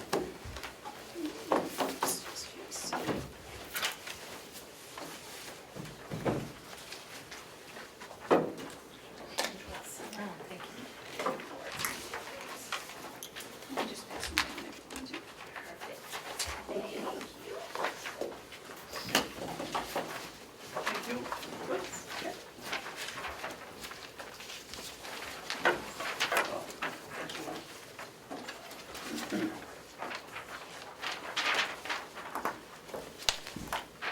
how many residents does Carroll County have? 43,000, 42,000? Yeah, around 43.5 from that. So April, you're all set? Thanks very much. So I'm Nancy Oh. Ring, the CEO of the North Health Consortium. And I just wanted to thank you all for having us and allowing us to give you this update. We hope that we brought information that will be helpful. It's what we think has been asked of us to bring to you. But we're also really prepared to hopefully answer some questions that you might have. And April, who's our program director that manages IDN, we are the IDN 7 lead administrative organization, is going to kind of walk through, I think, this document that she just passed out, if that's the easiest way to kind of go through it. Now, Nancy, this is the new reporting form that, Yes. that all the Yes. counties are going to be getting from now on. Correct, yes. Is there anybody here, Ken, that we need to do a little bit of background information? You No, want that's to a good start one, no. order? Okay. So, as Ken said, the Association of Counties has asked us to use this template to try to be a concise reporting across counties. So using it, October 2019, we had 7,760 Carroll County Medicaid beneficiaries attributed to Region 7 IDN. To date, we have that Carroll County has given $81,443 to support the Region 7 Integrated Delivery Network. What that equates to, Excuse me. Excuse me, do you want us to ask questions as you go Sure. along? Because I haven't seen this. yeah, for sure, No. that would be wonderful. Yeah, I can, stop me anytime. Okay, the first question is, what, you say to date Carroll County has contributed $81,443. Yes. Where did that money come from? Obviously, each town donated something, or? where does No, it come it's the money that we from? sent. That's our money that we sent. Right, that the delegation appropriated, but we sent 167. Yeah, that's what I was gonna ask, we sent I 166. don't know where the 81,000 came from. So we reached out to ask the state specifically the amount that was given, that's the number that they gave us back. That's the number that they reported. So not to say, I'm wondering if it was in a 6-month window, I wonder if that's not quite half. So we'll work to clarify that Okay. and get back to you. So that will change these numbers Thank you. substantially, for sure. Well, that's quite interesting, because they were gonna double our money, right?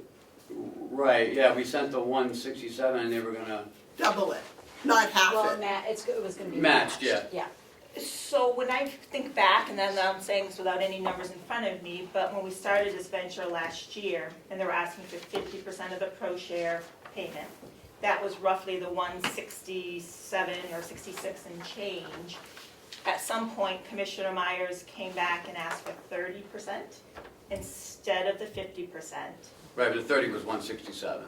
The 30%, was that 167? Yes, yeah. Okay. Was it Ann that sent that email? Yeah, it was, you were in it. Okay, I'm gonna just look for it. and look Okay, so we can work to clarify those numbers, Okay. which means then the rest of these numbers will need to be adjusted. So I guess we'll talk about them a little Okay. bit. Now, my my question is, of the 7,760, Yeah. those aren't all of the Carroll County That's just your people. Medicaid beneficiaries versus your total population. No, that wasn't my question. My question is that all the people in Carroll County that are on Medicaid? Or is that just the ones that your IDNs have helped? That is the number that the state of New Hampshire has designated as being attributed to the IDN project in Carroll County. So there might be somebody on Medicaid that didn't have anything to do with any of the IDN project. Do you want to, so when we look at the managed care organizations, the fee-for-service Medicaid services, how the state pulls out, so I don't know, I get what you're asking, you're saying if there's 10,000, do you have 10,000 Medicaid lives and only 7,000 are designated to the IDN? So that is another question we can clarify. This is, again, the number from the state of New Hampshire that they are using that they say is attributed lives. Because it seems awfully low for Medicaid. Well, I think the number I got was 8,000. Total? Yeah, because if you times that by the $51 that we were gonna pay, that comes up to about 408,000, which is about the number. So these are the people that are in IDN 7 that are from Carroll County. That are on Medicaid. Yeah. And the number Not change, necessarily the number of people that benefited from this $81,443. Yes. That's the number I'd like to know, is how many of them actually benefited from the money we sent to the IDN. okay, thank you. So going back to the top bullet points here. To date, the Region 7 IDN has given roughly $1.2 million to Carroll County partner agencies through incentive funding or paying for infrastructure. Things like, you may have heard, collective medical technology. Our agencies are having to do data reporting, and the IDN is paying for that currently. So that 1.2 million includes direct incentive payments as well as the backside infrastructure to some of these agencies. So out of the 1.2 million that Carroll has received, the question is, how much have you contributed? And that's the number we're looking to verify on our end for you all. Using the figures that we came with, it was showing that you contributed roughly $10.50 per Medicaid beneficiary, but Carroll County partner agencies are receiving roughly $161 in benefits per patient. Now that's above and beyond what they normally get paid from Medicaid for services. So,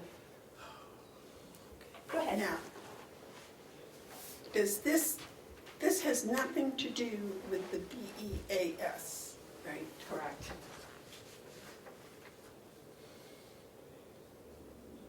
Okay. Amazing. It is amazing. And so the way that the counties have asked us to break down the templates were these boxes of information. So I'll kind of walk you through the boxes of information and try to answer questions. Remember, the purpose of the integrated delivery network is system reform and creating infrastructure deliver better care moving forward. So what we've done is we worked with 3 Carroll County partners to help them implement a platform that will allow them to know when patients are in the emergency room, real-time information, so they can see how to deliver better care if their patient's been in and out of the emergency room numerous times. We've funded 2 partners in Carroll County with helping them get that technology into their healthcare systems. Data reporting, as you all know, we need to report on data to show positive outcomes. The IDN has paid 6 Carroll County agencies subscription fees to give that data reporting.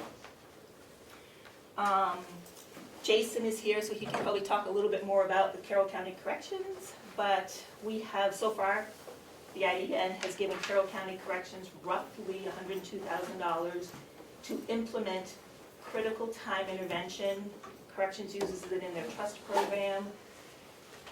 Just that $102,000, Jim has reported numerous times the decreased recidivism rate because of the work that the IDN has helped them put into play, and they're continuing that work, not even using IDN funding at this point, and they continue to work with inmates even after they're released for up to a year. Jason, do you want anything to add to that? Yeah, the IDN helped us start our programs and really help get it off the ground with funding for curriculum, funding for some support staff at the time, case management, and those kinds of things. So it's been a huge help in the beginning of this project, getting the trust program up off the ground. That is still running even to this day. So that without that help in the beginning, it would have been very difficult for us to get going. So Thank you. it was very important. Okay, thank you. And so what we have for reporting to date, 183 individuals have been served with that model at Carroll County Corrections. I mentioned to you that we're trying to really work on system transformation, practice transformation. That takes a lot of trainings to incorporate. So we've held over 40 trainings in the region since the beginning of the IDN. We're reporting about 120 of the Carroll County workforce have participated in a variety of trainings funded through IDN dollars in the region. Did they participate or just have access to it? Participate, yeah. When we come over to the right-hand side of the document in front of you, we can report from July through December of 2018. So July 2017 through December 2018. There's been 1,729 depression interventions. So the work of this project is helping provider agencies put screening systems into place or enhance what they already have. And as a result, they've been able to screen 1,700, they've done 1,700 depression interventions, 344 substance use disorder interventions, 309 tobacco use interventions, identified a patient is using tobacco and been able to offer cessation interventions to them. So part of it is just identifying and then offering referral to treatment. The middle box on your page, a lot of the IDN money is used to help build workforce. We are supposed to enhance the behavioral health workforce in the region. Carroll County partners have added 3 psychiatric nurse practitioners, 16 recovery coaches, 2 licensed clinical social workers within the region. Does that mean you paid for their education? What it means is partner agencies will ask the IDN to help with salary support. So we'll write a proposal to the IDN for $100,000 to help offset hiring a licensed clinical social worker. Okay, so those are salary assistants, not education. I thought the peer recovery coaches were free. The peer recovery coaches, so it can be both to address that question. So for instance, Whitehorse and Mount Washington Valley support recovery. So Whitehorse has asked for a number of different funding proposals. Whitehorse and Mount Washington Valley currently have a joint proposal to provide peer recovery services in the emergency department. Some of that funding they're using to staff peer recovery coaches to be on call to work in the emergency department. And that's just one example, but it can be either, so trainings or salary support to help embed a peer recovery coach at an agency.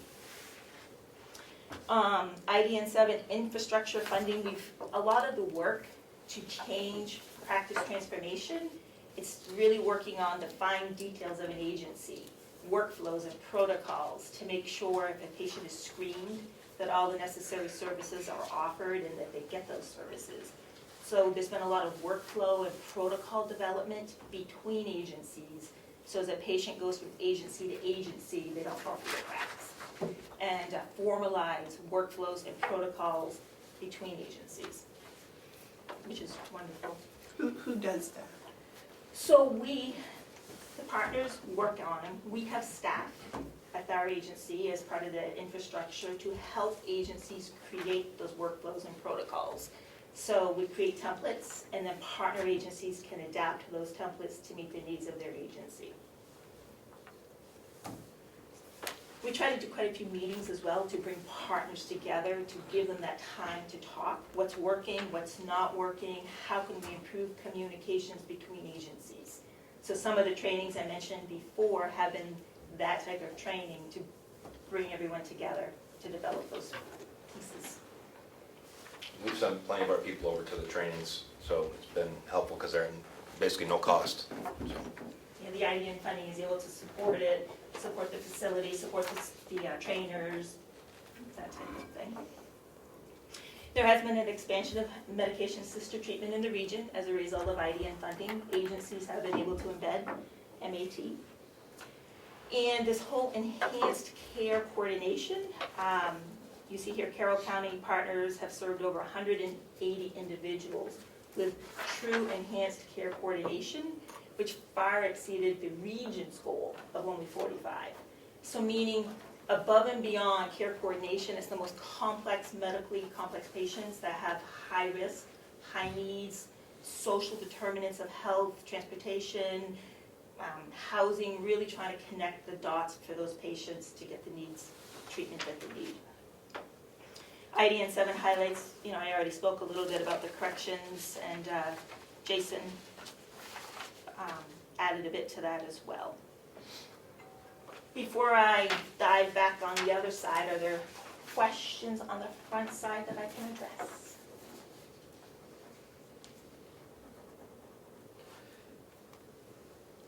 Could you just, this enhanced care coordination?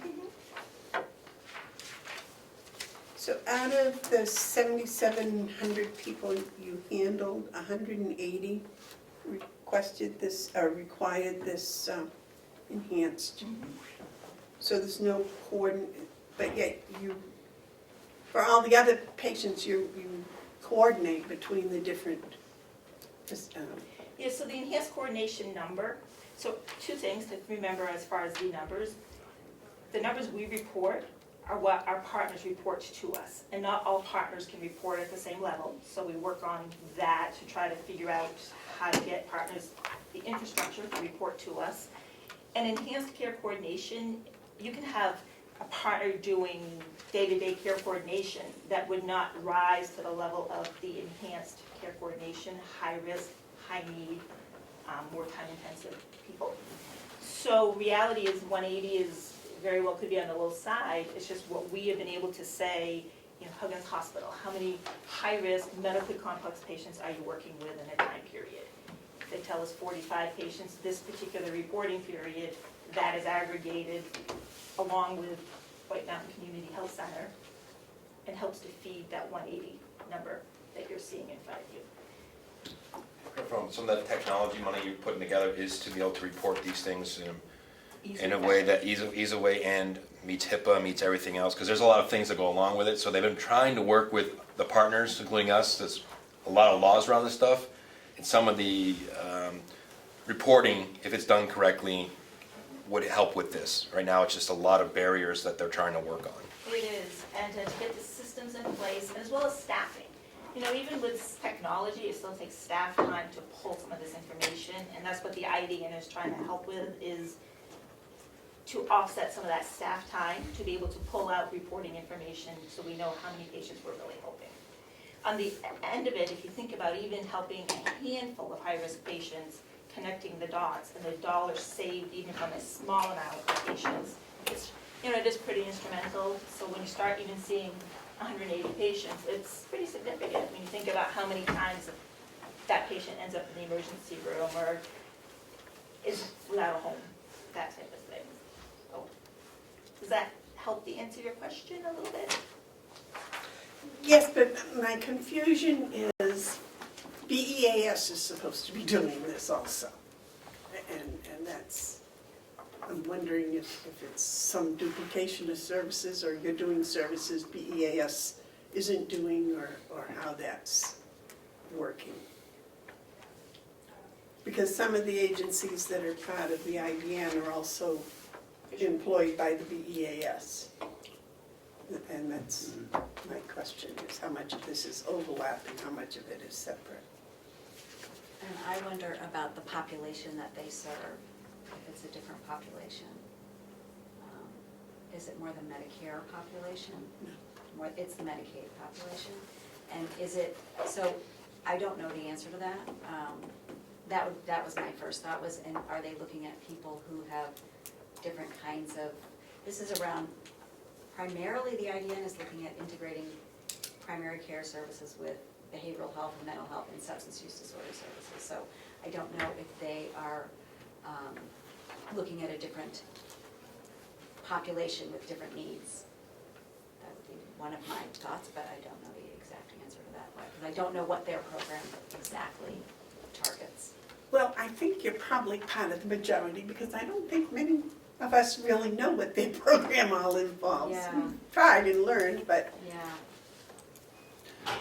I know there's gonna be some questions coming up on your funding. There's some counties that are not gonna fund it, so I don't know what's gonna happen. It's very up in the air. Rockingham has $1 in their budget. Merrimack's just doing the same they did last year.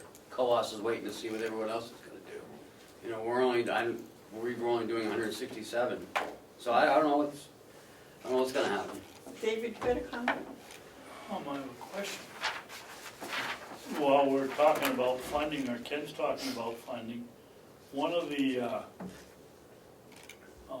items that three of us stood very steadfastly against was using Carroll County funds to fund other counties and other states. And I see Sauk River Medical Group twice for about $6,000. One of them is training and technology. If that's training and technology isn't a walk-in customer, how do you explain that that's there and we're funding it? So Or how it's there and we're not funding it? It's a better question. I mean, you did get the message that we were holding up our money until we found out what organizations in Carroll County were going to be helped, right? I don't understand the question. We didn't hold up our funding. I mean, we gave them We gave the money. but, 167,000, and we withheld 81,000 for us to give to the agencies themselves. Right. But that hasn't happened yet, so the money's still encumbered. Oh, okay. So none of this money is spent from the money that we held, I called it held out No, on the we have not dispersed that money yet. Okay. But they have spent supposedly 167,000, but that's not the number that they're reporting. So whether the state kept half for themselves. I don't know about that, but I don't know what happened. It was supposed to have been doubled to 300 and some thousand Right. that you got from us and. For the match. So Ken, when you're talking, because you're talking 2019 funding versus 2018 funding. I'm talking 2018 funding. We have no funding for 2019. But we are, we have nothing in the budget for 2019. We would have to get it from the delegation, like they did in 18. We have to take it out of fund balance. But we did budget for 2020. We have $167,000 in the 2020 budget. Last year, we didn't, wasn't it last year that we did the 160? Right, but that was for 2018 funding. It didn't go out until February of 2019, because the state was, they kept going back from 90 to 50 to 30 to 10 to back to 30 again. So in the 2019 budget that we signed a year ago, there's no nothing. money in there for the IDN? Nope. We did not budget anything in 2019. Okay, I'll have to check that out. But again, we didn't budget anything in 2018 either. We went to the delegation and got it out of fund balance, which is what we're gonna have to do again this year for 2019. Because there was So no, we don't give them money until the end of the year? well, no one's given them any money yet for 2019. So, I mean, we're still working on this MOU, there's other counties holding out, so I really don't know what's gonna happen. Okay. Everything's up in the air, but, I mean, our plan was to, approach the delegation to get the funding for, out of fund balance like we did in 18. Okay. So back to David's question about Saco River. Okay. Can I have clarification of, were you concerned about the location of that agency? No, I know they have a branch in Conway. In Conway, okay, I'm sorry. And if the branch in Conway's funding Carroll County people, there's no problem. Okay, thank you. The main office is in Porter. That's Sacopee Valley in Porter, and Parsons Pool. Oh, okay. I thought- It's close, yeah, okay. So does that answer your question? So Saco River Medical Group, I know they have their site, is it in Glen, and then they have another site in North Conway. They have two sites, and both residing in Carroll County, serving Carroll County residents, which is why they're supported by the Region 7 Integrated Delivery Network.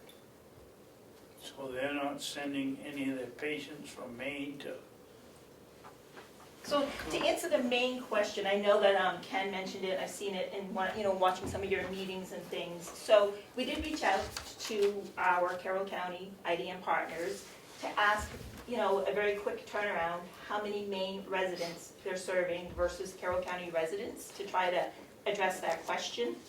Now, not all agencies reported, but what we are seeing based on responses from our Carroll County IDN partners, roughly, they're saying about 5% of the care they are providing goes to Maine residents.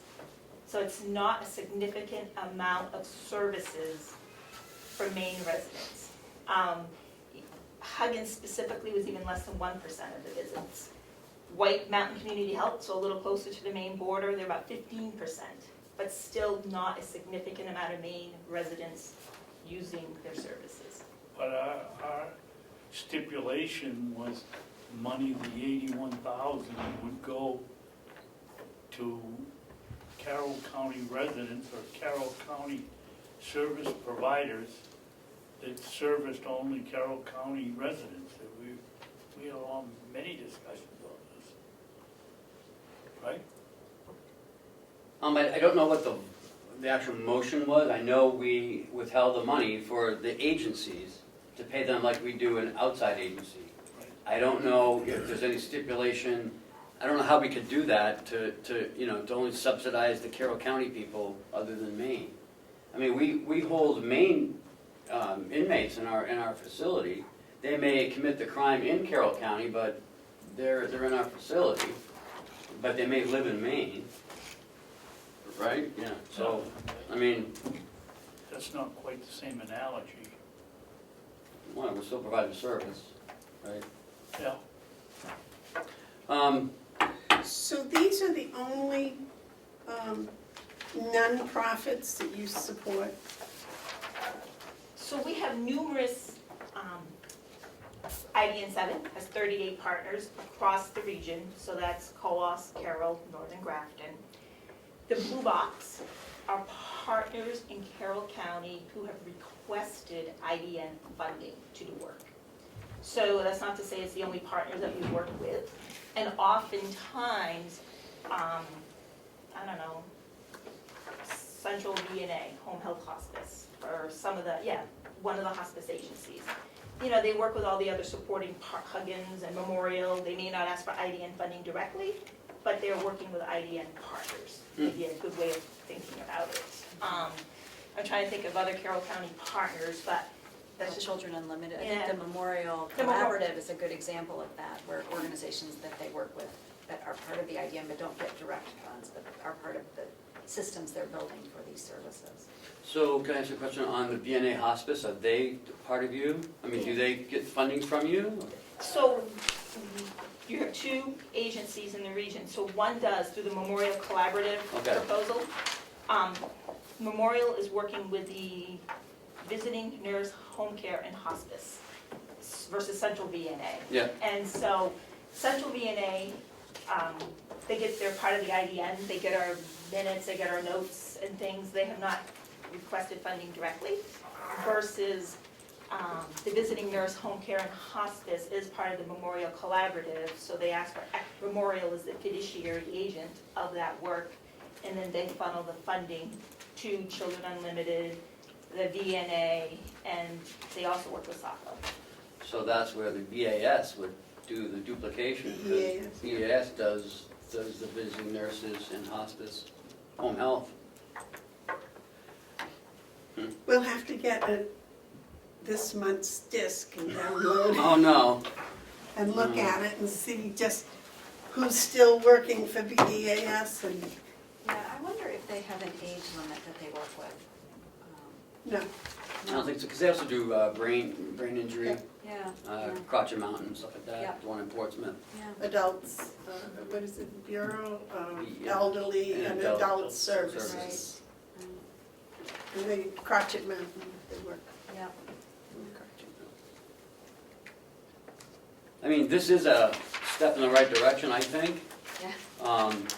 If only the state had the right number, because I don't think the 81,000 is right. Yeah, I was trying to get clarification while we were sitting here, but I haven't heard back from them. You know what I'd like to see, not that it's part of that or anything, but I'd like to see kind of like a drop down, because you were talking about Memorial, and then VNA, ACH gets funding from Memorial, and, you know, and they must fund some other things, and so that we could get a sense, actually, as to what organizations are somehow as the money filters down, are actually benefiting from this, either financially or with the educational services you're providing, training. Okay. So without going, for the next report, we can look at it, but for like the Memorial Collaborative proposal, they have requested money numerous times to work together. So for us, what was very exciting was to see one agency taking the lead for 4 agencies and having that strong working commitment to one another. So we can tell you roughly $320,000 have been given to Memorial as part of that collaborative work with SACO, Children Unlimited, the Visiting Nurse Home Care and Hospice Agency. So things like Children Unlimited doing parenting programs for the inmates at Carroll County Corrections. Children Unlimited expanded their services to Ossipee. They were doing services just in the North Conway region. The funding that Memorial gave them as part of this allowed them to expand their services to the Ossipee area as well. That's the type of thing I'd like to see on paper, because now there's other organizations, I believe Whitehorse is doing something with children now. That it might even be getting part of that again down through. Okay. So we can definitely work to get you that kind of information. The information we will provide will be only things that are IDN funded. So if an agency, and I use White Horse as an example, they've had substantial growth and, growing into the North Conway area and including mental health services, for instance, Mitch may not be using IDN funding for all of that. His current focus is working with Mount Washington Valley to stand up peer recovery supports at Memorial. So while he may be doing great work with children, he may not be reporting that to us because he's not using his IDN money to do that. So it may not be quite as all conclusive as the big picture of what's really happening in the region. But we can certainly give it our best shot with what we have for information at the office. Well, and I think as commissioners, that would help us when we're dealing with some of these other organizations to ask them, have you thought of,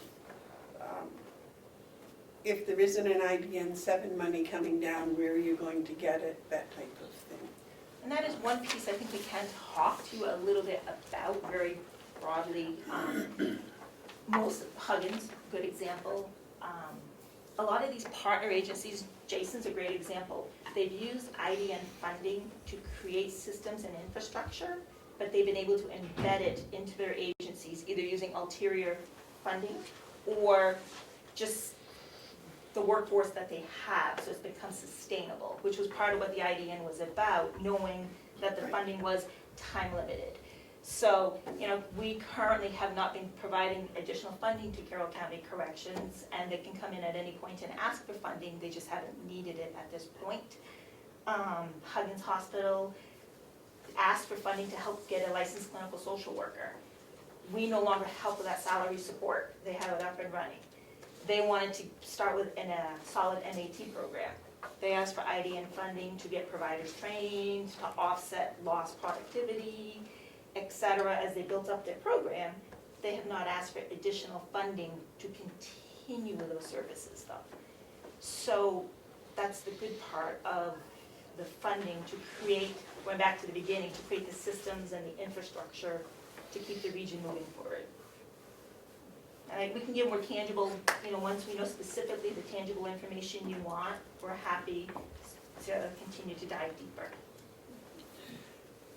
So you feel that when the 5 years is up, the programs will be self-sustainable?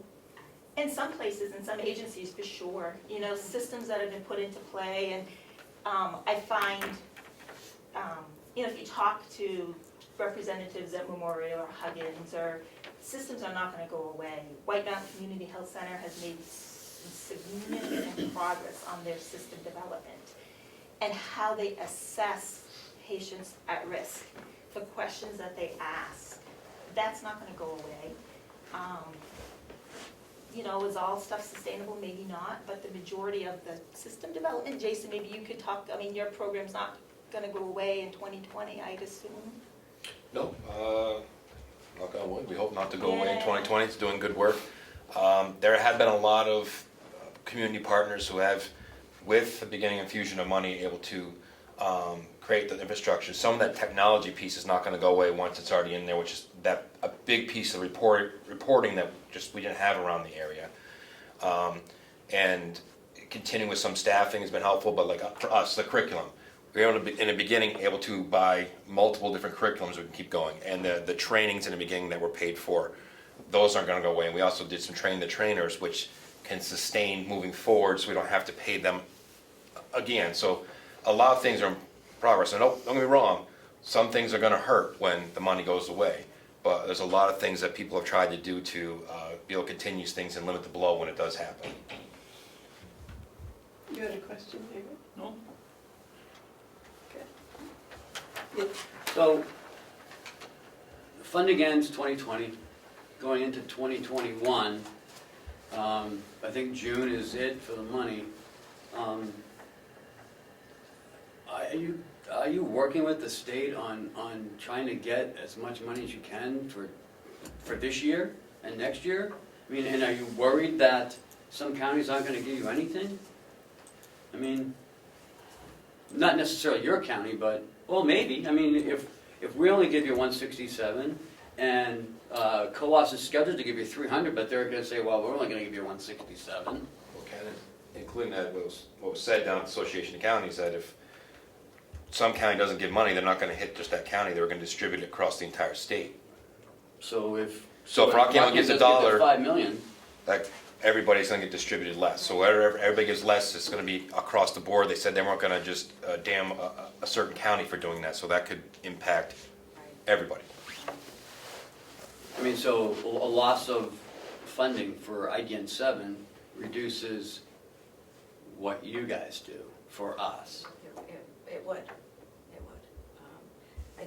I think that we've already spent a fair amount of time with our steering committee and the governing kind of structure of the IDN to think about what we might prioritize if that happens, and looking at programs that are up and running, things that are moving forward, and how do we help those that are really successful continue with limited funding.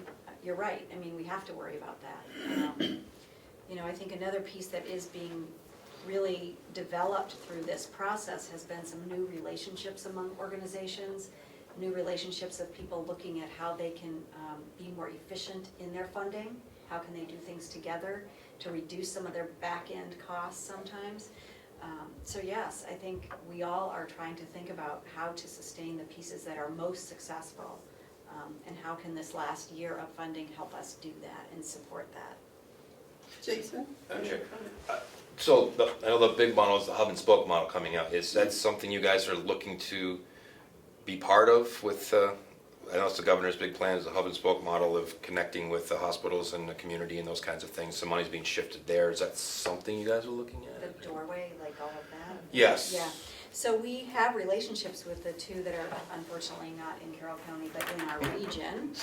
We understand that, but, yes, I mean, we're partnering with them already and looking at the supports we can provide, whether it's through the IDN funds or through other programs that are happening around the region, and how to tap into that. And, you know, there are a lot of unknowns around that in the future of that program as well, that was initially only funded for 2 years, but the state believes that there will be additional funding for that, so we haven't seen that yet.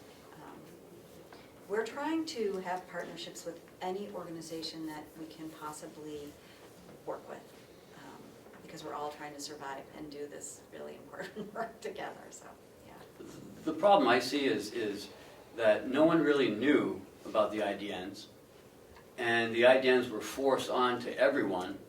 DHHS did a lousy job at advertising on or how they were going to fund it, and I don't know if the two of the commissioners remember, at first it was 90%, then it went to 50, 40, 30, and no one knew what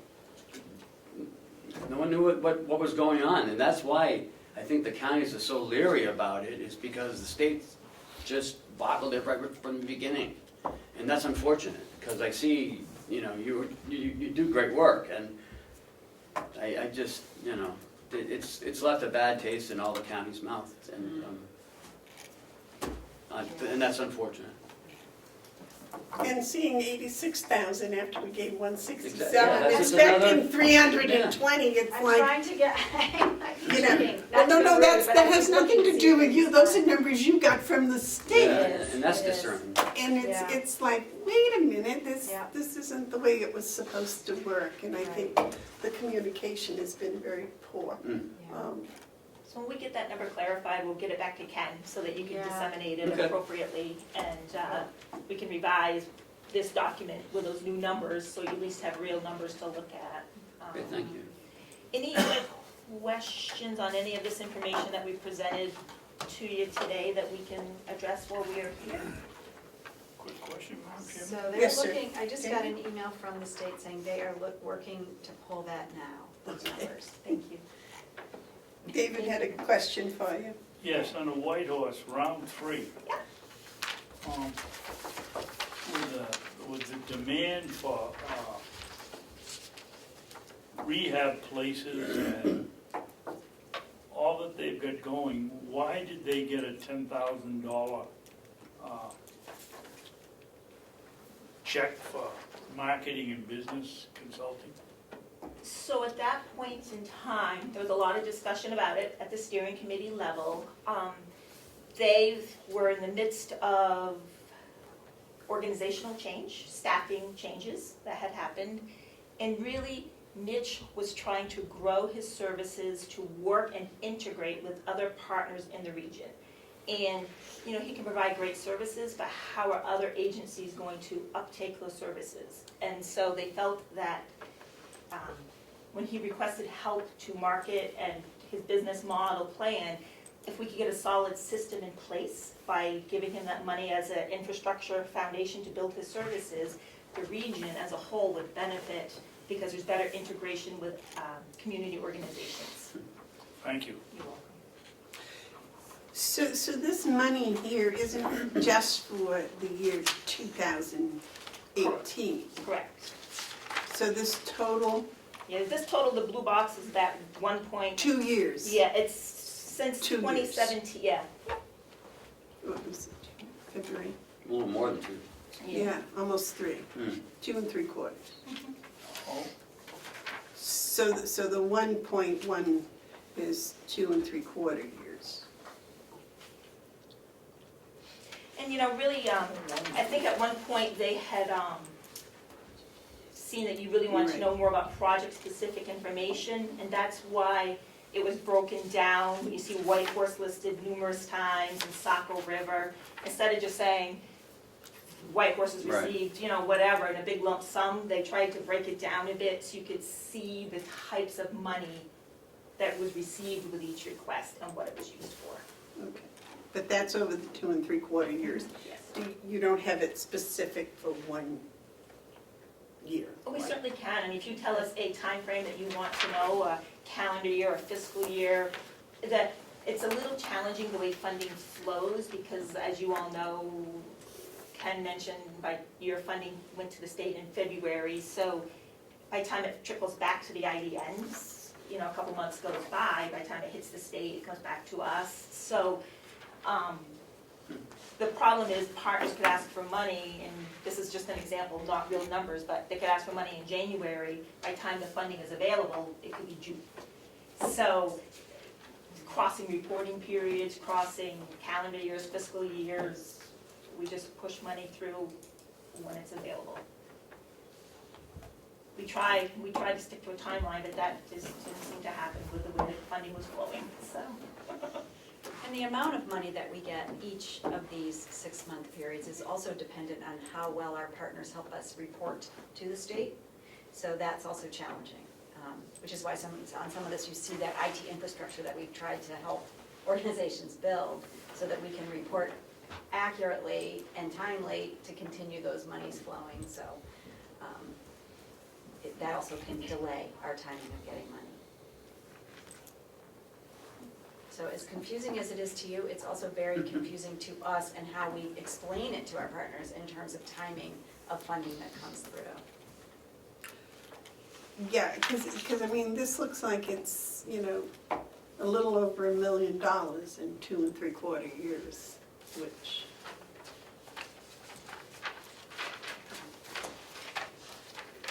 And if you give us a timeline, you know, a specific, you want it for a 28 January to December or whatever you want it for, we're happy to adjust I think that would help us with our budgeting. You know, if you said in the year 2018, this was how much was actually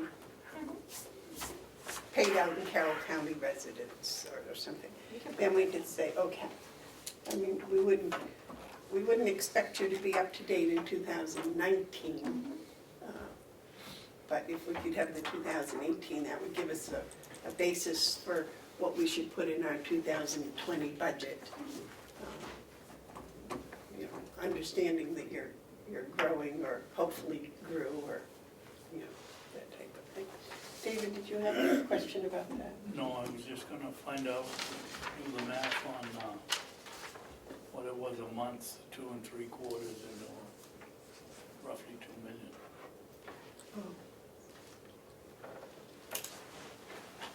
It's not 2 million, it's 1.1 million. 1.1. Oh, 1.1. Even using Ken's rounding, that does not round to 2 That doesn't- million. I can't round it that much. That's a little bit too much to round up. Right. think we're set. Is everybody set with questions? What are your expectations or goals for the next 12 months? For the IDN, do you want to, expectation or goals for the IDN for the next year? Well, I think some of what we've already talked about, you know, we have a contract with the state to maintain, working toward the large IDN district goals that we have with CMS. Sustainability is a big goal, to look at what we were just talking about. We're beginning, you know, we've had some of those conversations and we'll continue. And to really, I think the biggest goal is to, for me, over the next year, is to look at where we are. And there's also a lot of work that's supposed to be happening at the state level around alternative payment models. One of the state's goals was that 50% of the Medicaid population would be in some sort of alternative payment model system, which means some of the work that's happened with the IDN, we hope to be able to get some reimbursement from Medicaid for that currently may not be reimbursed through Medicaid. So there's a big push and a lot of work happening at both the local levels and we hope at the state level to help look at that.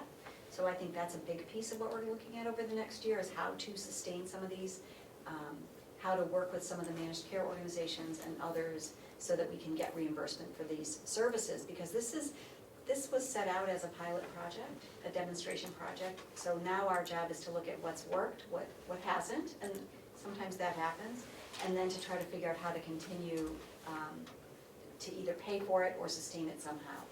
To me, that's the biggest priority and goal for the last funded year of the project. We do have a quarterly meeting, a regional quarterly meeting this coming Thursday, December 12th, at the AMC Highland Center. If any of you want to come, you're more than welcome. Usually we get quite a few Carroll County partners at the table, and as well as other IDN partners. The meeting is 8:30 to 12:30. We talk about projects, sustainability, what's next, that type of thing. Love to see you if you have time, and any of you want to come, just come by. Where is that? It is in Crawford Notch at the Highland Center. Okay. Yeah. And Just beyond the I train will, depot.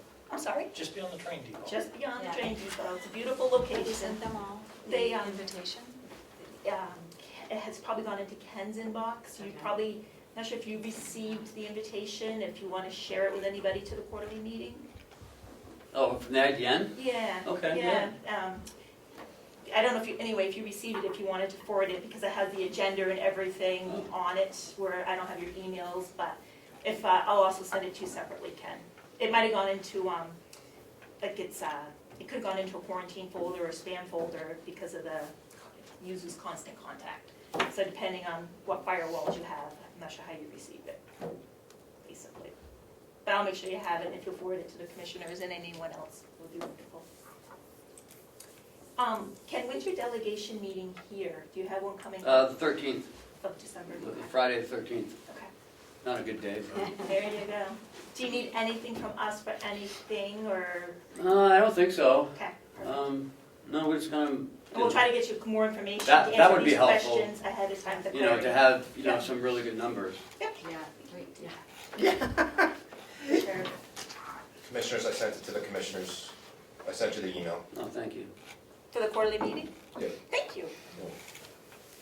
Thank you so much for your time and your effort and Thank for you coming for- in and helping at least me to begin to get a better sense as to what you're doing with your funding. Yes, I had thought that the delegation had made a motion to invite the IDN 7 reps to the actual meeting. I wanted to make sure that you were going to show at the 13th meeting. is that, I don't remember. Melissa's checking to see if it had been The sent. last meeting? Ed, was that the last meeting? It may have been. We had a lot of questions, and if again, it's you know, provided to us, I think we could make a better decision. And Commissioner, I think at the time it was to ask for a representative from DHHS to show up at the time, but it might make sense for these guys to show up as well too, so. I think we've seen enough of DHHS. Well, I think we should be seeing somebody new, aren't we? Yeah, I Didn't think, somebody resign I in the think middle of just December? this was last week. Yeah, he's on. Yeah, I think it's Jeff Myers' last week. There's been no replacement announced yet. Oh, No, it has to go to the executive council. It would be Henry Littman that comes anyways. on a first name basis. What time is your delegation meeting on the 13th? 9 AM. Here, is it here? Right in this Yes. room, yep. It's the, if I could, it's the annual public budget hearing. So it's the presentation by the commissioners to the delegation of the budget, and then there's other items on the agenda, so after that. Ken, is there a way, once we revise this template, to make sure that the delegation chair, whoever on the delegation, probably has this ahead of time? I would Yeah, assume, yep, maybe? send it to me and I'll give it to Melissa, who'll give it to everybody. Okay, thank you. That would help. And I'll give it to the commissioner's reports. Thank you very much. Yep, thank you. Thank you. You thinking you would like us here on the 13th is what we're hearing? Or I think it'll probably be best if you do, because Okay. there's questions that we can't answer. We'll try. Well, Thank you for your time. Well, thank everyone, you for very coming much. down. Yeah, thank you. Sorry about last week. That's okay.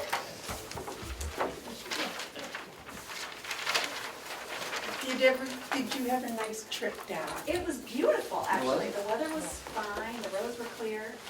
Yeah, I said to April, if we had to, spend 2.5 hours in the car, this was a nice ride because it was really nice. How much snow did you guys get in Littleton? Not a lot, huh? There's not a ton, Yeah. not like in the southern part of the state. Well, I made the comment that I really liked the storm or the two storms or whatever, because we got all the pretty and none of the work. Yes, sure. Right. Very much so. Thank you. Thank you very much. Bye, Thank thanks for you. Thank coming. you.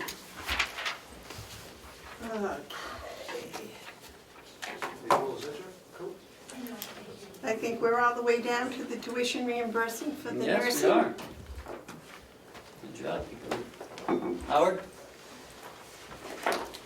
We're gonna get out of here before lunch. Huh? Go, of course you can. Good morning again, Commissioners. Good morning. The tuition reimbursement is really just a dust off a policy that previous commissioner boards of commissioners had approved. We've always had a contingency. The change that I'd like to propose for this one is to modify it slightly so that rather than having it be something that would be repaid based on working 1 to 3 years, that for every dollar in tuition assistance that we provided, that it would be worked off essentially for hours worked in that year. So that essentially limiting it to $2,000 per year, in 1 year's time, the loan would be paid off. Typically for a full-time person, 2,080 hours of work in a year. And so it encourages somebody, and we'd also incentivize people to pick up weekend shifts, evening shifts, and night shifts, which would get the same shift differential, essentially, that they would get now. But I know we have one nurse that's interested, one LPN who is interested in going back and getting her RN, and we'd be limiting this, as former plans had, to full-time people of at least 1 year's tenure. Just a question. $2,000, what kind of an impact is that going to make on education for the I nursing? asked the one staff member that's come to me, and she thought that was good. Although, to the degree that I guess with limited resources, it's always a matter, well, do you go $5,000 for one person, or do you go $2,000 for 3 people? So it's a starting point. There's nothing magic about the $2,000 figure. It seemed to be enough to be significant. It's not adequate to pay for it completely. So there's certainly investment on the staff member's part to have to fund the rest through other sources. So, when I went to school, you had to pay the tuition either monthly or pay it ahead of time. So are we going to do that? So it will or are we going to wait until it's over and then if they get a C or better, reimburse them? They need this up front, which is why it would be limited to people who work for us for at least a year. Because we are taking a bit of a gamble. Our ability to recover is significantly limited. When the likelihood of someone taking the course and leaving and our taking them to court for repayment, yes, we would have a loan and a guarantee, but I don't want to represent to you that it would be it's a trusting arrangement, fundamentally.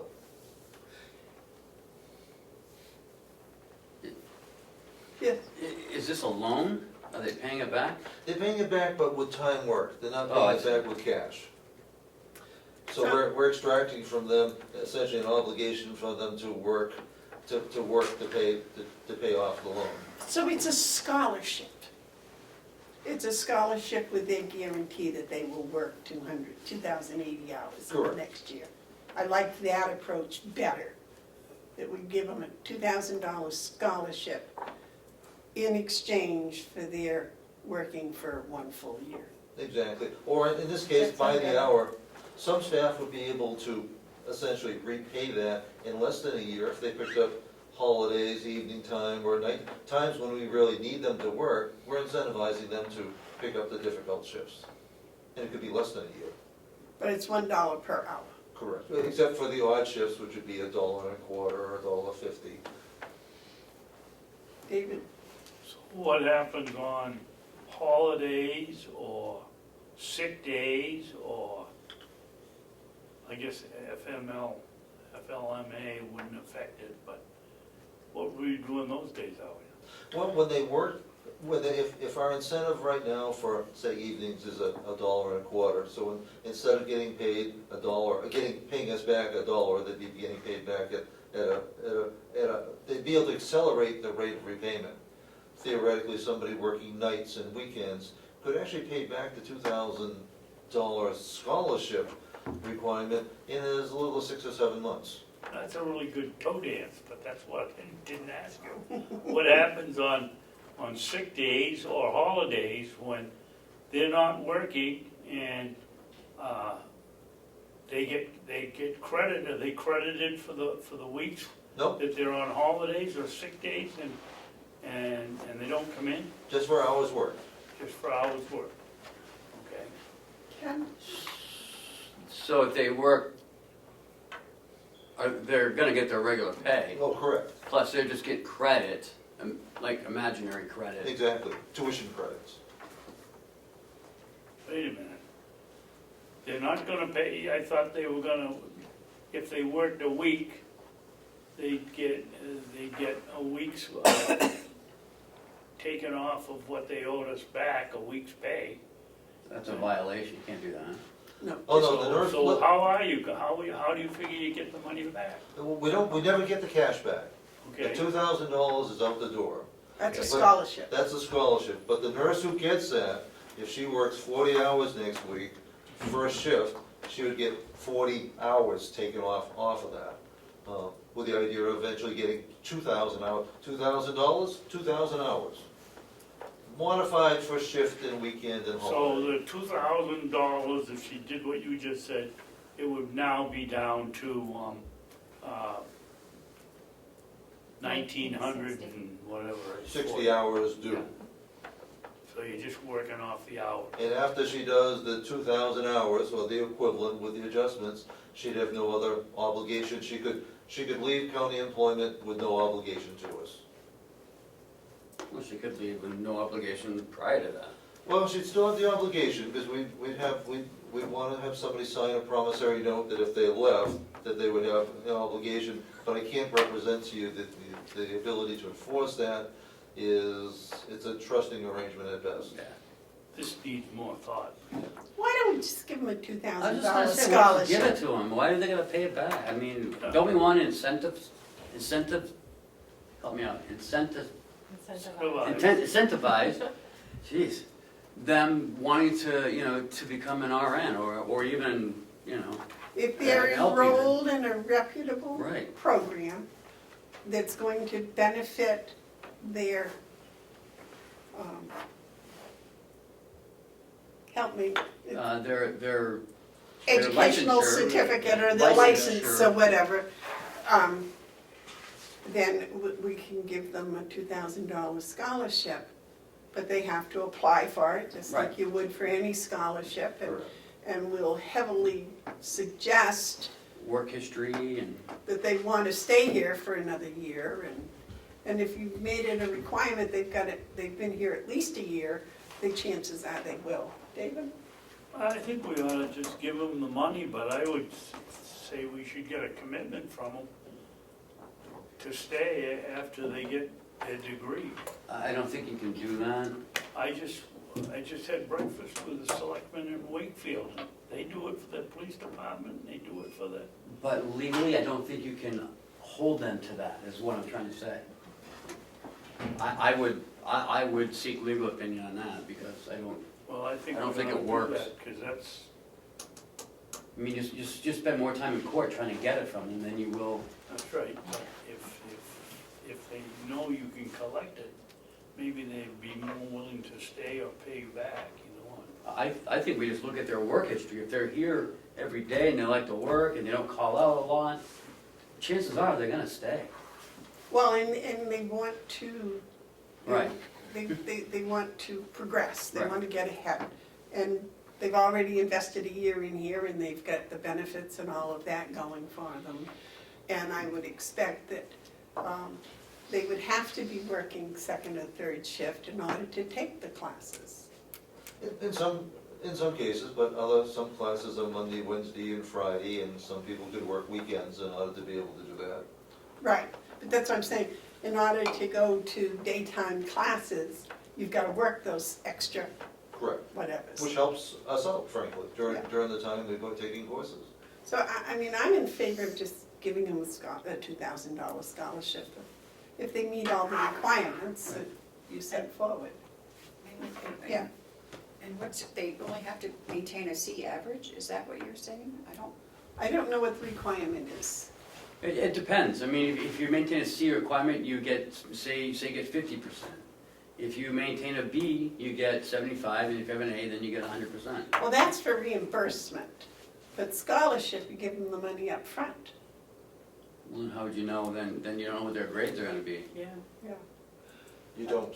Unless you made it a requirement that they be enrolled in having passed 3 classes with something or whatever. But And frankly, that is why I'm here, because there are any number of different ways to cast this. And I'm just glad that the support for doing it. The exact structure of it, it's something that needs to be, that the commissioners need to be comfortable with. And we also need to know that it's going to be limited to 1 scholarship per year, or 1 scholarship per semester, or something. And it has to be, narrowed down. They can't, well, if you're an LNA, you can't get a $2,000 scholarship to be an MNA. No, I think frankly, we would selfishly reserve it for those positions where we have need. Because this isn't an entitlement.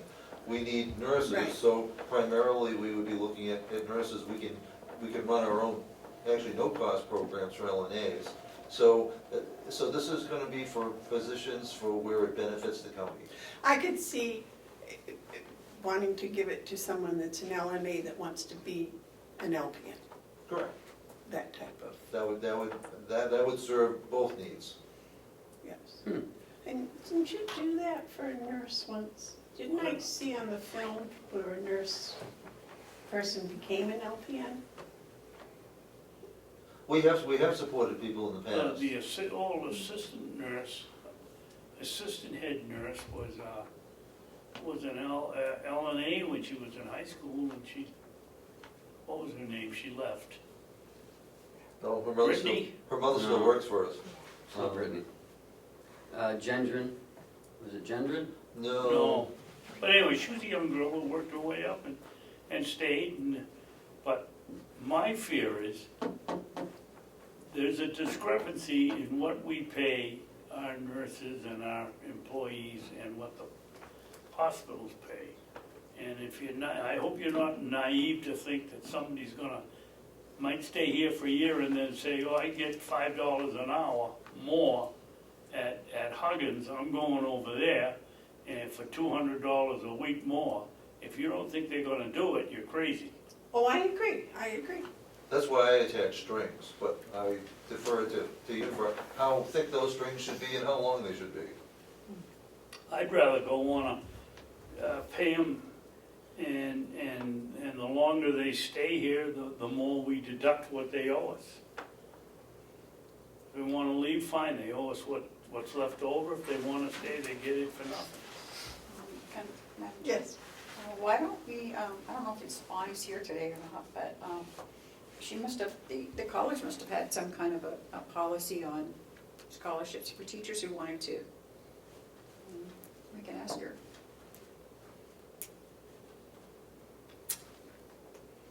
I mean, we had it for people where I work, but they didn't get, they got reimbursed. They had to graduate at a certain level and then they were reimbursed their money. But, That's the way it was at my school. You did that. That's, in your cases, people making pretty good money. You get somebody over here making $11 an hour or $12 an hour, they don't have the money to take the course. yeah. So why don't we, how about this? Why don't we offer a $2,000 scholarship to start the program? Once you're enrolled, then if you want the next year, you gotta show us your grades in order to get the other 2,000. And each year, or something like that, just to get them into the system. It's a scholarship, then it's a reimbursement. I don't know. That's better. Yeah. Because at least that 2,000 up front, and, I mean, like Howie said, you're taking a chance, but, they've got something to look forward to next year with another 2,000. And if they're looking at a 3-year, and some of them, if they're doing part-time, they're looking at 5 years, that might be a great thing to get them started, and then they would, work their way through it. David? So, just playing the devil's advocate, what happens if you get somebody and you give them the $2,000 and they wanna be a dietary person, and we really need nurses, so the next year you got an applicant for a nurse, are you gonna take the $2,000 away from the whatever the person is Kitchen. working in the kitchen, and give it to the nurse and leave the other person hanging? I don't think it's you just can one, I don't do think it's that. one $2,000. That's what they're talking about. Oh, just one for one person? Well, That's what I thought she said. well, yes, but if you're gonna, if by getting the $2,000 scholarship, that ties you into a 3-year program, then that's $2,000 a year for each of those 3 years. And I would expect the second year, there would be another $2,000 scholarship that would tie somebody else into another 2 years or 3 years or whatever. Yeah, I would think that we could limit to how many we put out a year. We want to do 2 scholarships a year or 1, and we can limit it to what, like Howie said, what, it could be just for nursing. It wouldn't have to. I agree with It that. wouldn't have to go into dietary. It could be nurses or whatever you. You can send them all to medical school and make it Mount. Yeah. Would you want to do higher than nurse? Do like a like a nurse practitioner? What if someone's an RN wants to be a nurse practitioner? I mean, we can't use a nurse practitioner anyways without No, we don't have a doctors. position for that. That would be a separate budget. I mean, it'd be nice to have, but it would not. This particular one you're talking about, is she now an LNA? She's an LPN who is ready to go for her RN. Well, what about the first year? We have it open only to LPNs that wish to become RNs. And that, I believe, is at least a 1.5-year program? I'm not sure, because she's actually looking at one that would actually be through a Maine community college. It's a frustrating fact to us that the New Hampshire Community College system, even though it enjoys the support of the governor, does not have LPN programs. It should. And to get into their RN program, you virtually have to take the whole thing she gets very limited credit for past experience in the New Hampshire system, and much greater credit for past experience in the Maine system. So she's opting for going over the border. Your discriminatory setup here, Madam Chairman, we could even cut it down to left-handed and Protestant. And maybe Republican. Well, I was thinking more of anyone that wanted to enroll in an RN program. I mean, that's a huge benefit for us. Be an LNA, an MNA, an LPN, or somebody working in the kitchen that has a year of good work ethics and they want to enroll in one of these programs, we could give them a $2,000 scholarship to start and then do the reimbursement program like you were talking about until they get to their RN. You know, rather than a full-blown program, I see us doing this initially anyways, almost on a case-by-case basis, if only because we're limited by budget. So we don't, if we open it up to any and everybody, we don't, it has to be supported, theory has to be supported by budget.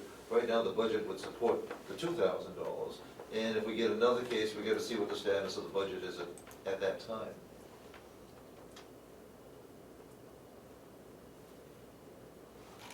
That's really discrimination. Yeah.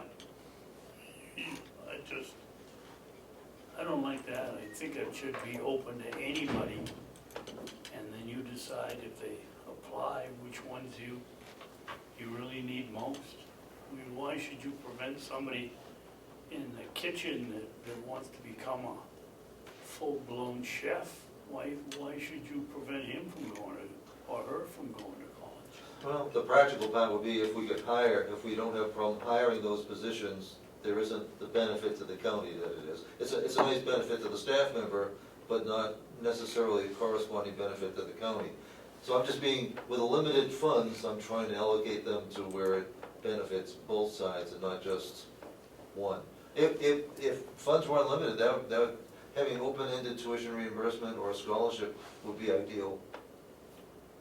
Well, we already have a lot of reimbursement programs. Jason, you have one over, So under the union contract, it says $2,500, first come, first serve, reimbursable after, I think they keep it B average. B, and I think the sheriff's department has one, and similar. So they have reimbursement programs. This scholarship deal is a little different. But I don't know what scholarships are available in the real world for nursing, any type of nursing. I don't know what's out there, what's available. I would expect that for somebody, that there would be things there. And that varies from community to community. Many scholarships, you know, are almost community-based, town-based. Well, I know maybe Lakeview now, is- but it didn't used to be statewide or somewhere countywide, somewhere particularly. Governor Wentworth, you have to be in Governor Wentworth sometimes, but, yeah. So do you want to think more about this and revisit it next week? Would you ask this person if she would check out what scholarships are available? I'd be glad And to. what the cost might be for the next year? Because I have no idea. Do you have any idea what a year is? I have no idea. Depending on whether they take one course or two courses or three. Yeah, you know, some programs it's, you know, $2,000 for the 3 credits. Yeah. I just finished mine NAC a year or so ago. It was almost $3,000 A course. a course. Yeah. Somewhere around there.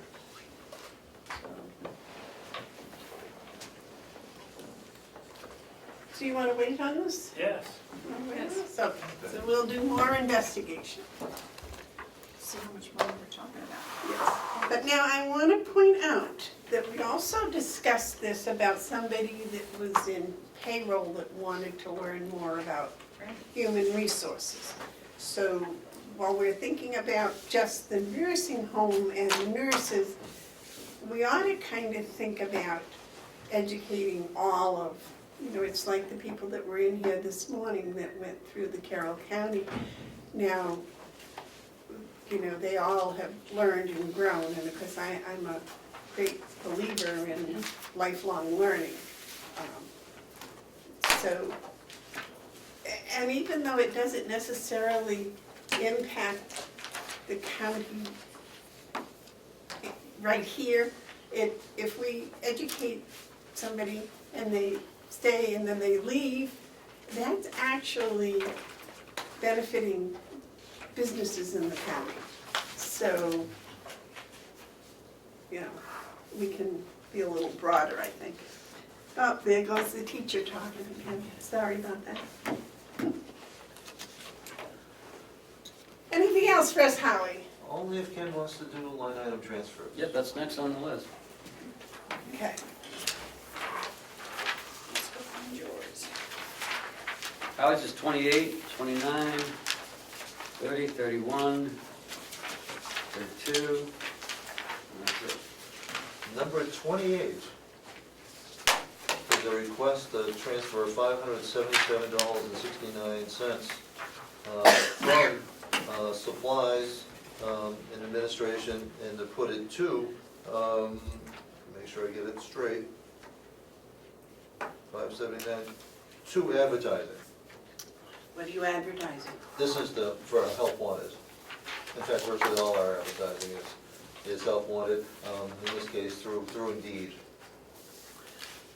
Is Bonnie helping you with that? She will be.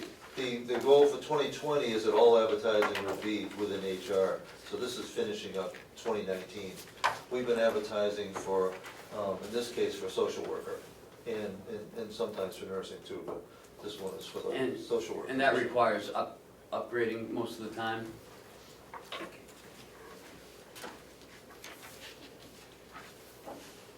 So you need a full-time social worker?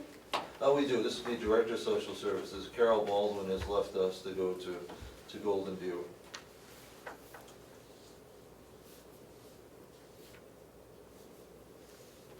For, well, at least 15 years, there's always been a 2 full-time equivalent there. So since, and it is needed.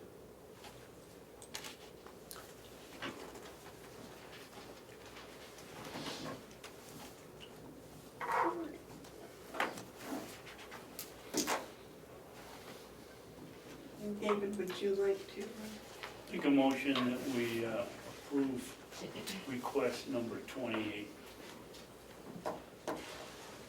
I will second that. Fund transfer request number 28. Okay, the motion's been made and seconded. Is there any further discussion? I ask a Yes. question.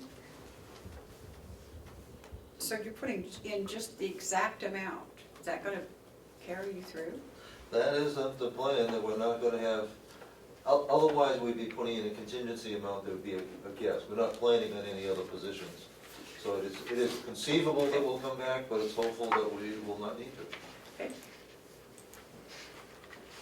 And that's just in Indeed, right? Correct. All those in favor say aye. Aye. Aye. Those opposed? This is the real one. Number 29 is a request for $439 from dietary supplies. Oh. Nope.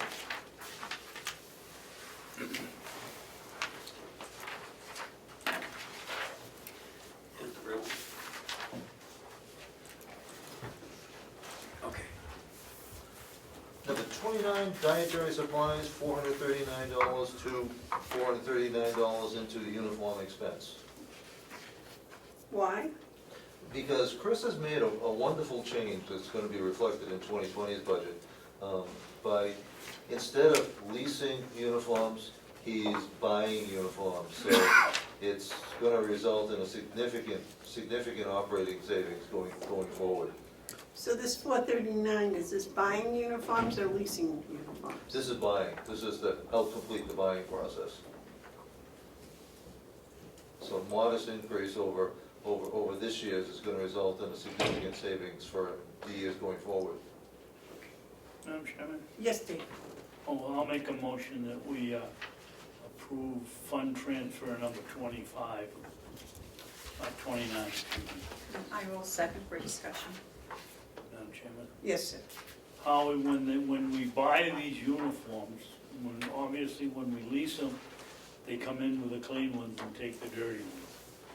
Are we going to be responsible for washing all of the uniforms that these people have? Now, good question, but the answer is no.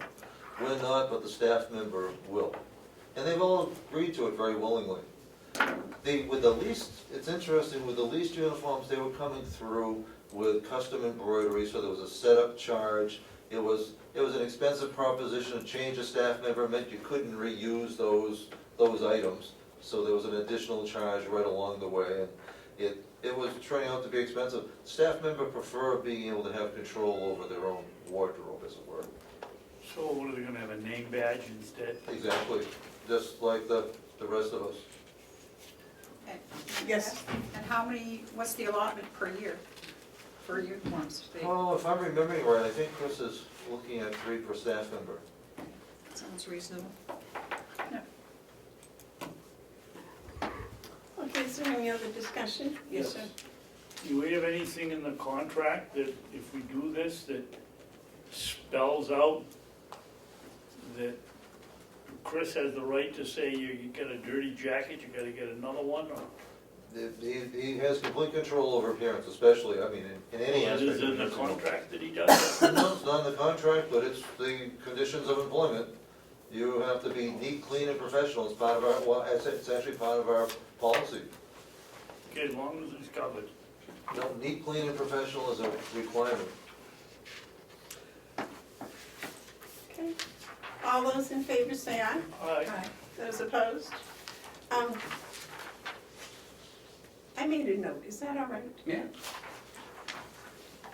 Not because I intended to, but because I was not paying close attention. Okay.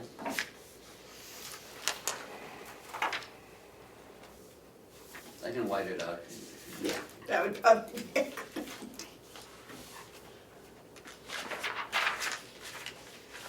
Because you remember, Howie, we had asked that when we do line item transfers that we get a little synopsis. And you did a very good job doing that originally, but you forgot.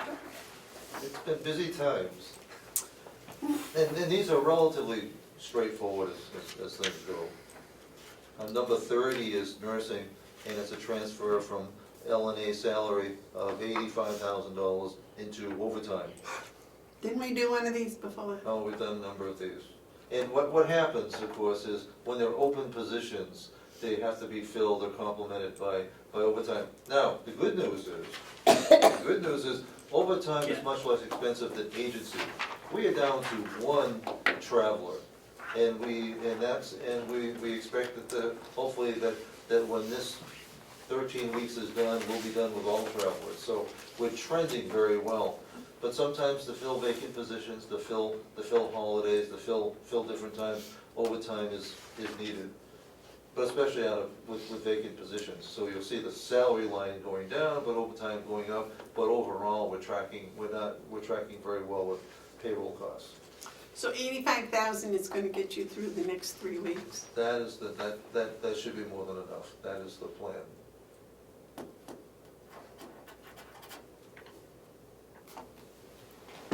Would you like to make a motion?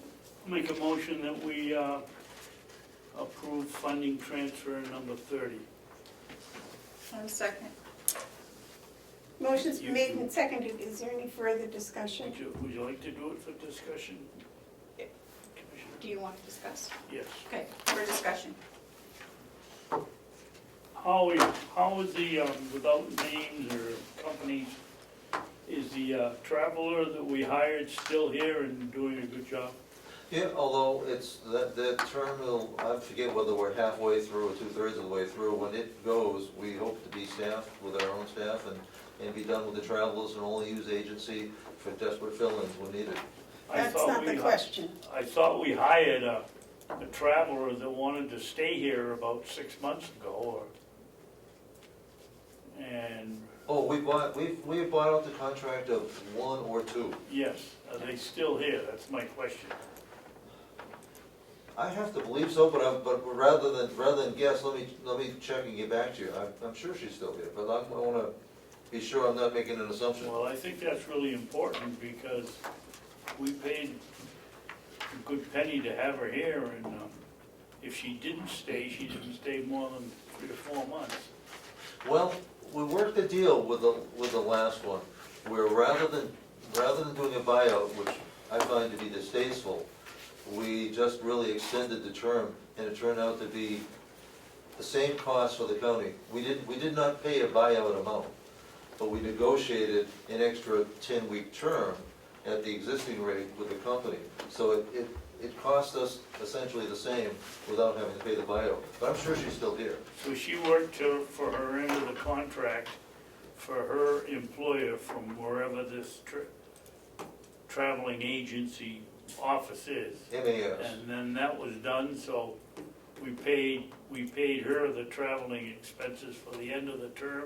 At the end of the term, her contract's gone and she can come to work here. Exactly. That sounds good to me. That actually worked out very well. I was surprised that we could negotiate She's that. still here.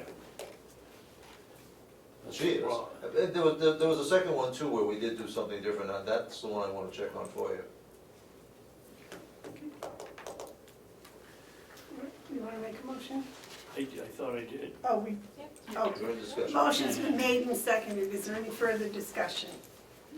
All those in favor say aye. Aye. Those opposed?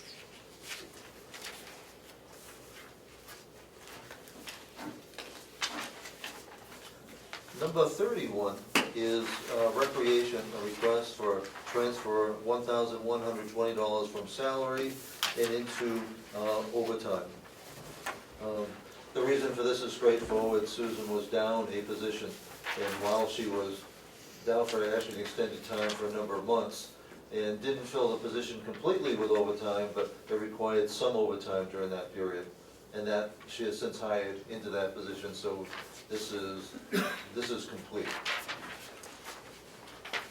So she has no vacancies. She has no vacancies now.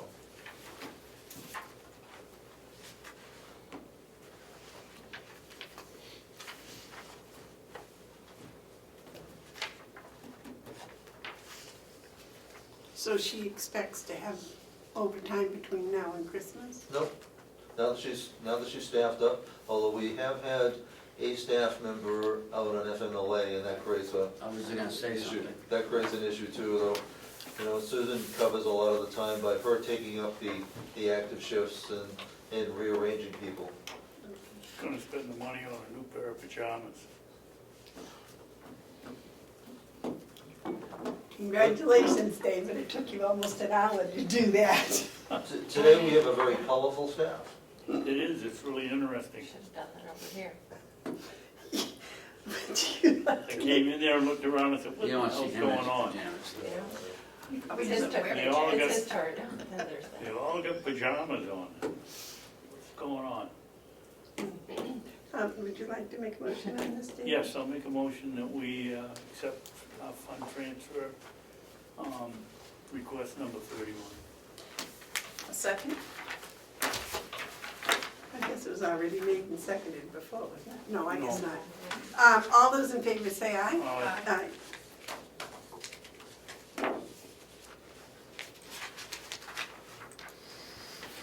And the last one is number 32, which is a transfer for Mountain View Administration Social Services, the amount of $213.71, and that would be from Education and Conference, and it would be to Education and Conference and for Social Services.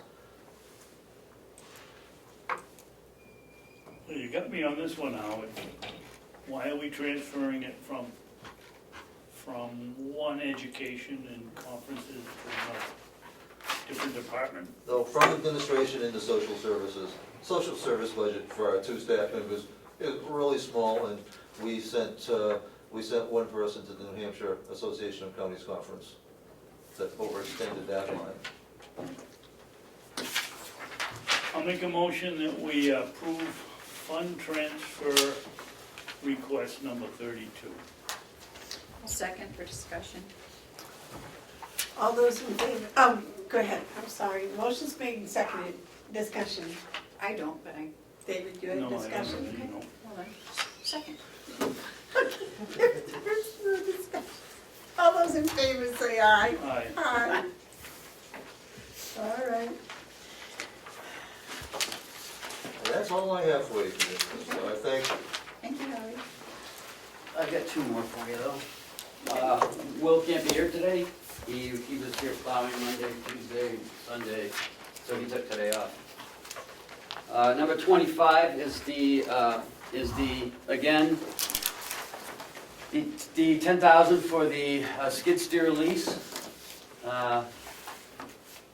He'll be here on Friday, he'll be here next Friday to talk to the delegation about that, if they have any questions about pounds per square inch and what the concrete can hold, and so that's back on the So scene. the other one, we signed and everything? No, you never signed it, that's it right there.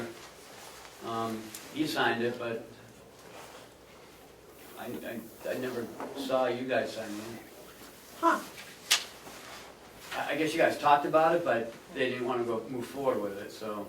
Oh, yeah. Maybe the delegation, we signed it, maybe the delegation kept it. Yeah, because we signed it.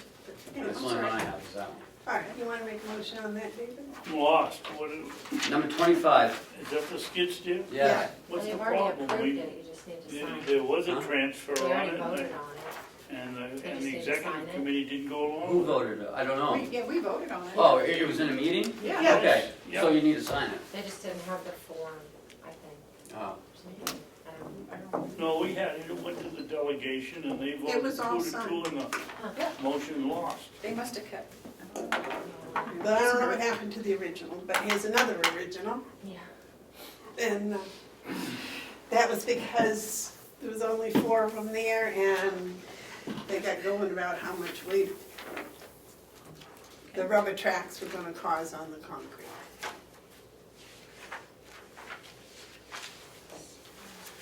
So this is a new one, that's a second request, right? It's the same, it's request 25, the same request number.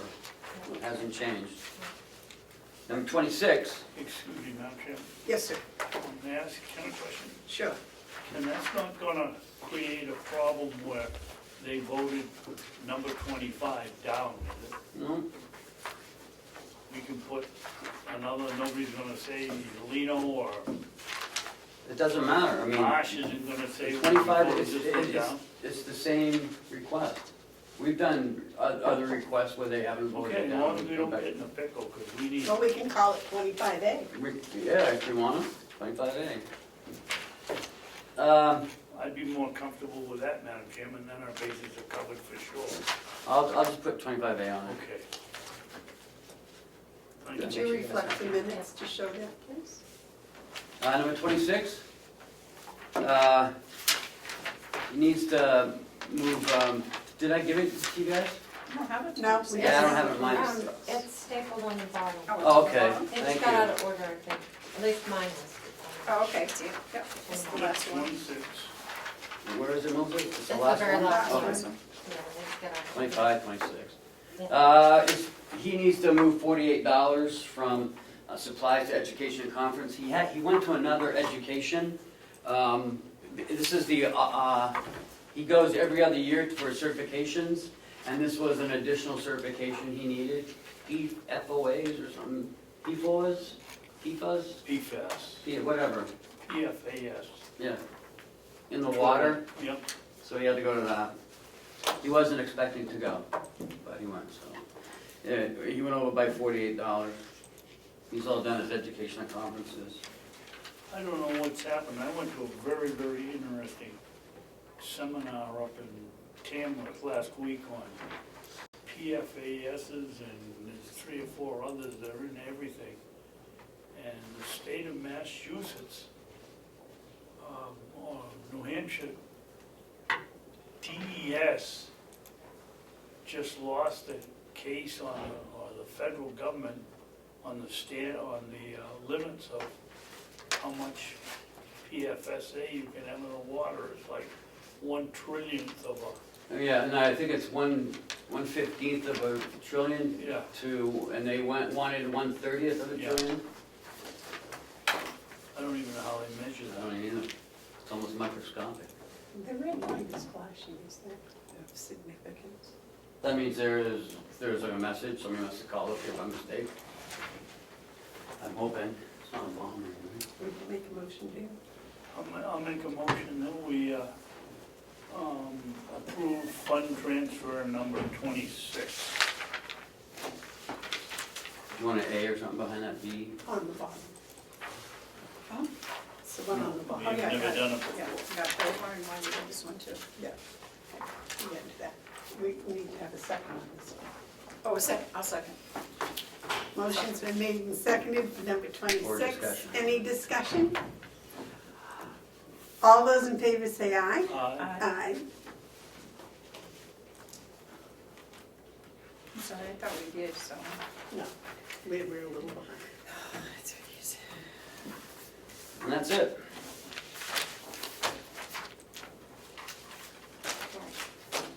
May I just- Yes, please. Why do we have the one Because I have to scan them into the Oh, okay. system to send to the, delegation? to the line Okay, item so you- committee. And I scanned them all in and I just printed it from there instead of rescanning it. Okay, so that's So, yellow can you put folder. that on the agenda maybe to do that on the 13th? A line item. Transfers, yeah. It's, it's posted that the executive committee's meeting after the regular. Oh, after? delegation, Okay. yeah. Thank you. Um, Not, I don't have yellow folder. no, none. I can't find it. Okay. The yellow folder's missing, but I've got Do you stuff want from mine? it. No, I don't want that one. No, okay. So last week we voted on the auditors and we need to do a resolution for delegation. There's a copy, it's the same resolution that we've done over the past years. What's this one again? Yeah, that's also coming up. Okay. That's the original.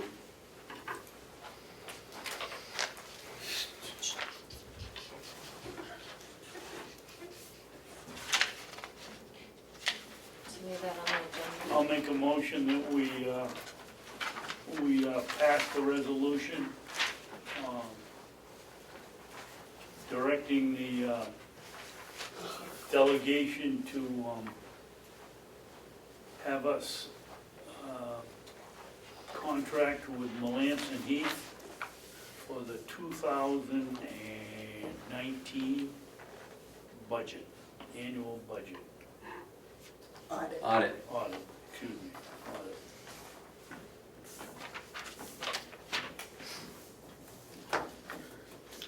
I'll second for discussion. This is a 3-year contract, Ken? Yes, but we have to have it done every year. We have to do it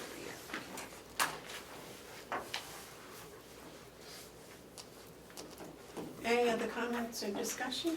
Yes. Yes, sir. Are we going to get wasn't the price cheaper if we did the 3 years or? It's $500 each increase every year. So if we do it just for 1 year, it's gonna increase to 500, and what prevents them the next year if we go through? No, we'll do it 3 this years, but we Well, have I to made the do. motion for 1 year. Oh, well, then, That's what I'm asking, should I change it to 3? No, the resolution has to be done every year. right, Has to be resolution is done done every year. annually. We have to request, But not the, I mean, I don't know. That's a really good question. I would think that we could make the motion to accept and give them a contract for 3 years, but approve the resolution for the 2019 audit. That would cover both I think, situations. I think the law says that we have to ask the delegation to approve the engagement Yep. of the company for Every year. this year's budget audit. Right, Yes. and that's Do what the that every resolution's year. for this year. Has nothing to do with the contract. Okay.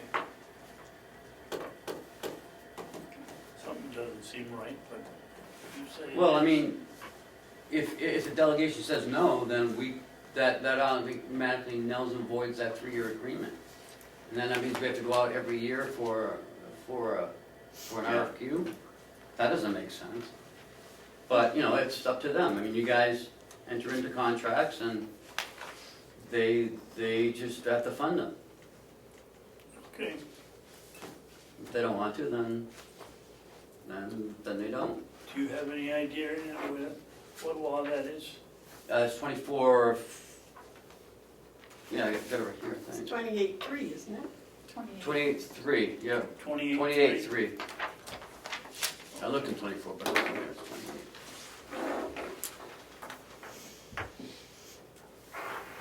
You want to make a motion? I did. We're just waiting for a vote. Oh, all those in favor, say aye. Aye. Aye.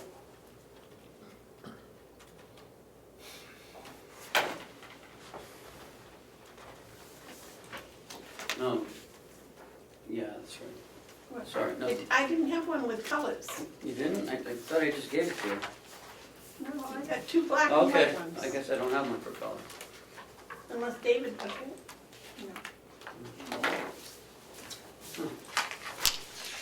I was dealt one, but I don't know. I guess it's black and white. I guess that'll have to do. Yeah. Oh, I apologize. Oh, my God. I stuck it under there so I wouldn't take notes on it. That's why. Sorry. Copy.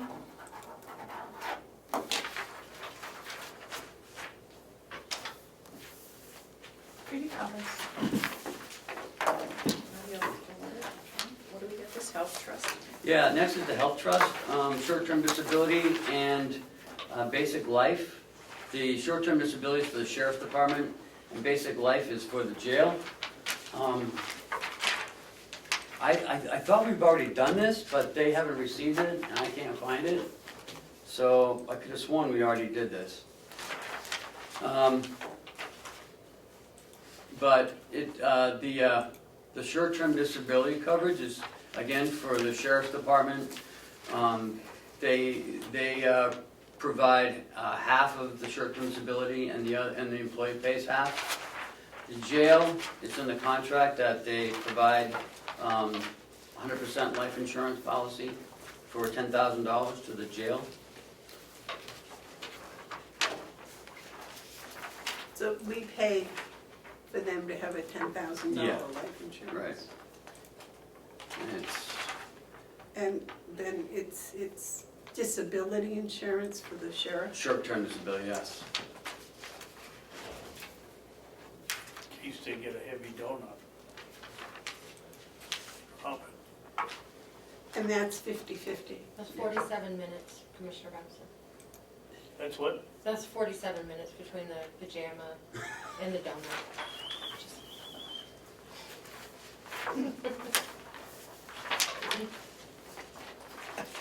Okay. Can't believe we're taking minutes. Love that. We're measuring progress. We're measuring progress. Is it for your lawsuit or? Measuring progress, that's all. So this one, okay, so we pay, or they pay, or we split the 39 cents for every $10? It's 50/50.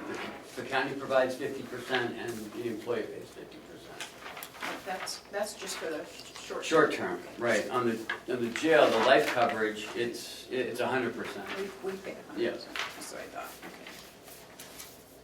I mean, it's 13 cents per thousand. I mean, it's really pennies. Well, what's the 2 cents? That's for basic accidental death and whatever, dismemberment.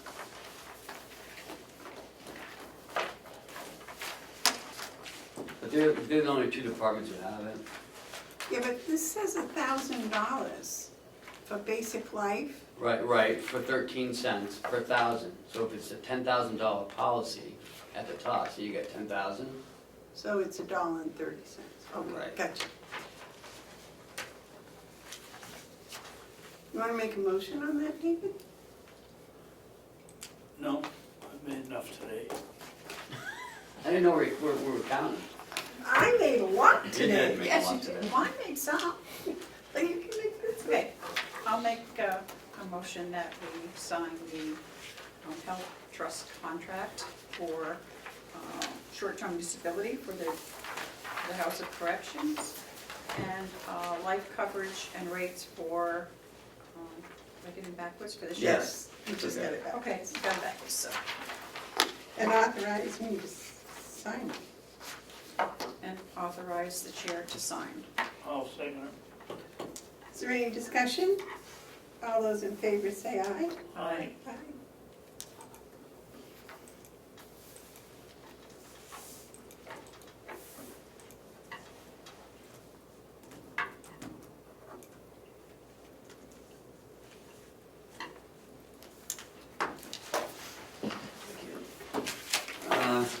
Next is, I received our taxes for our taxable property here.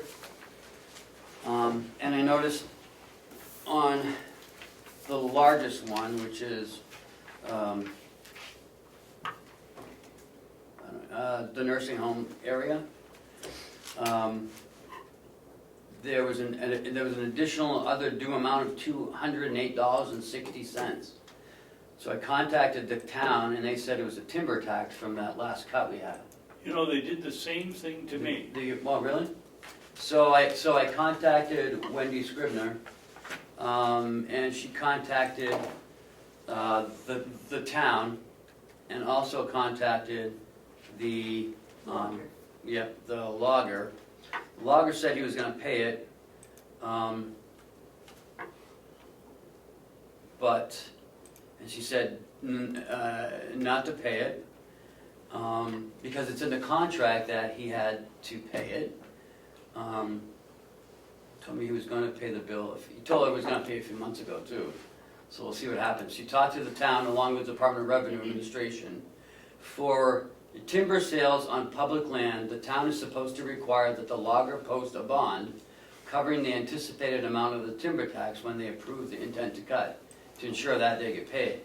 Ossipee did not do this, and unfortunately, they can still put a lien on the county property if they do not receive the taxes due. Rick Evans from the Department of Revenue was going to try to connect with the town about removing the timber tax from the county bill, but he can't compel them to do that. He said he would get back to me after he talked to them, but he said our best bet is to get the logger to pay the tax.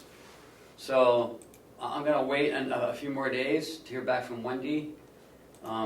If I don't, I'm going to go down to town and try to talk them out of paying this, but I may have to pay it. Because I don't want them to put a lien on the land for Well, we won't be $208. selling this property very soon. So Yeah, it doesn't matter, I don't want that don't on worry it. about it. I just don't want it. There's the expert right there. It'll hurt our credit. But what I'm concerned about is, here again is another town not doing their due diligence and then trying to come back on the county. Because if they had gotten the bond from the logger, like they were supposed to, there'd be no problem. Just my little, I think we signed the intent to cut, shouldn't we have been? But it was in the contract for the logger to cut it. And, Oh, okay. and on public lands, again, Ospreay's supposed to get the bond from the logger, so this doesn't happen. On mine, I looked and looked and looked for a tax bill, and it didn't come, and Ed said they talked about it one night, so I've still started looking for it. Eventually came and it had a $76 interest charge, because I hadn't paid it, I never got the bill. Till it was July, I think. So if that's okay, that's what I'm gonna do. How much is it? $208. Ed? Who's the logger? I don't know. I never saw a copy of the contract. I mean, she brought it in here, but I haven't looked downstairs. It's not the same guy we gave permission No. to use our no, road. no. This is up in the tower. The one they cut last year, or this summer, I I'm don't not know. using any names because I don't have anybody's bad reputation, but There you go. if think I know who it was. What else do you have in the folder? I got one more thing, but I gotta do it in non-public, unfortunately. All right. Commissioners update. Yes.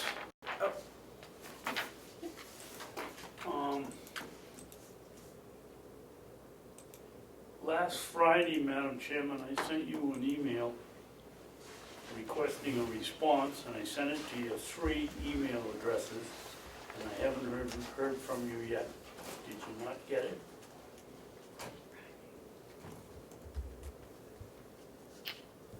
I don't think I did. Well, why wouldn't you get it? You know, we've listened to this for 3 years. You got something from Cordelli or from Edie, and I used one of the addresses I used was the same.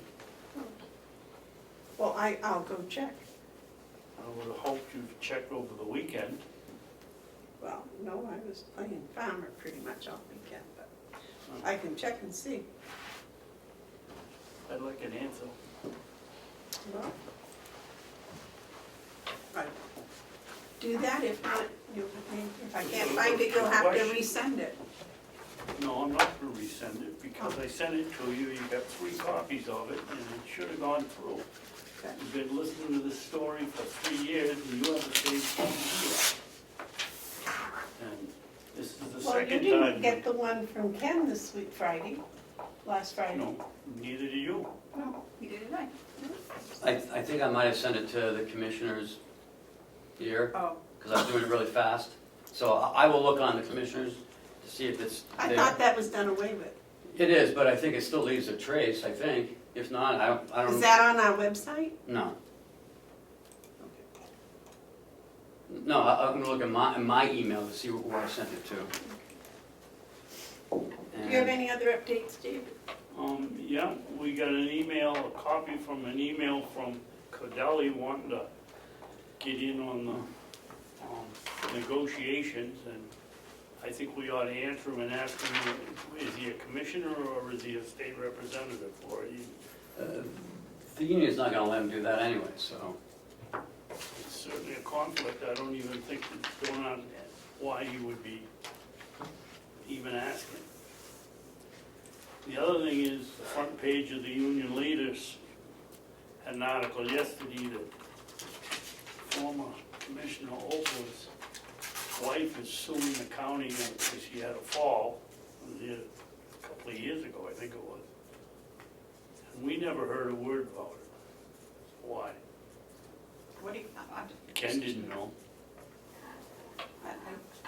I didn't hear what you were saying, David. We're being sued by Annie Opla for a fall she had at the nursing home 2 years ago. And the first thing, Damon calls me up, probably Saturday night, maybe Sunday, wanted to know if Annie Opla was Peter's wife, and I said yes. I said, why? She said, because she's suing you. I said, we haven't heard anything about it. And I opened up the paper Monday morning, and there's the headline, Carroll County, former Carroll County Commissioner's wife is suing the... Well, she said she filed it the November 26th, so with the court, and I haven't got it yet, so I don't know where she's filed it. She fell 2 years ago? Yep. 2, 3 years ago. 3 years ago. Did you know about that? Yep. She was over, her father was in here, and she was over visiting. Yeah, her father, 2016? And she fell on the ice around the corner there. Probably wouldn't have happened if we had a skid steer then.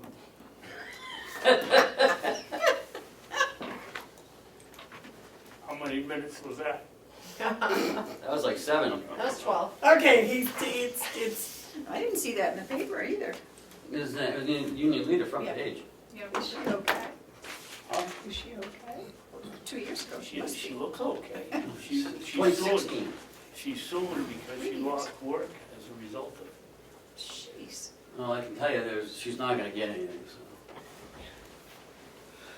Okay, anything else, David? On commissioner updates? No.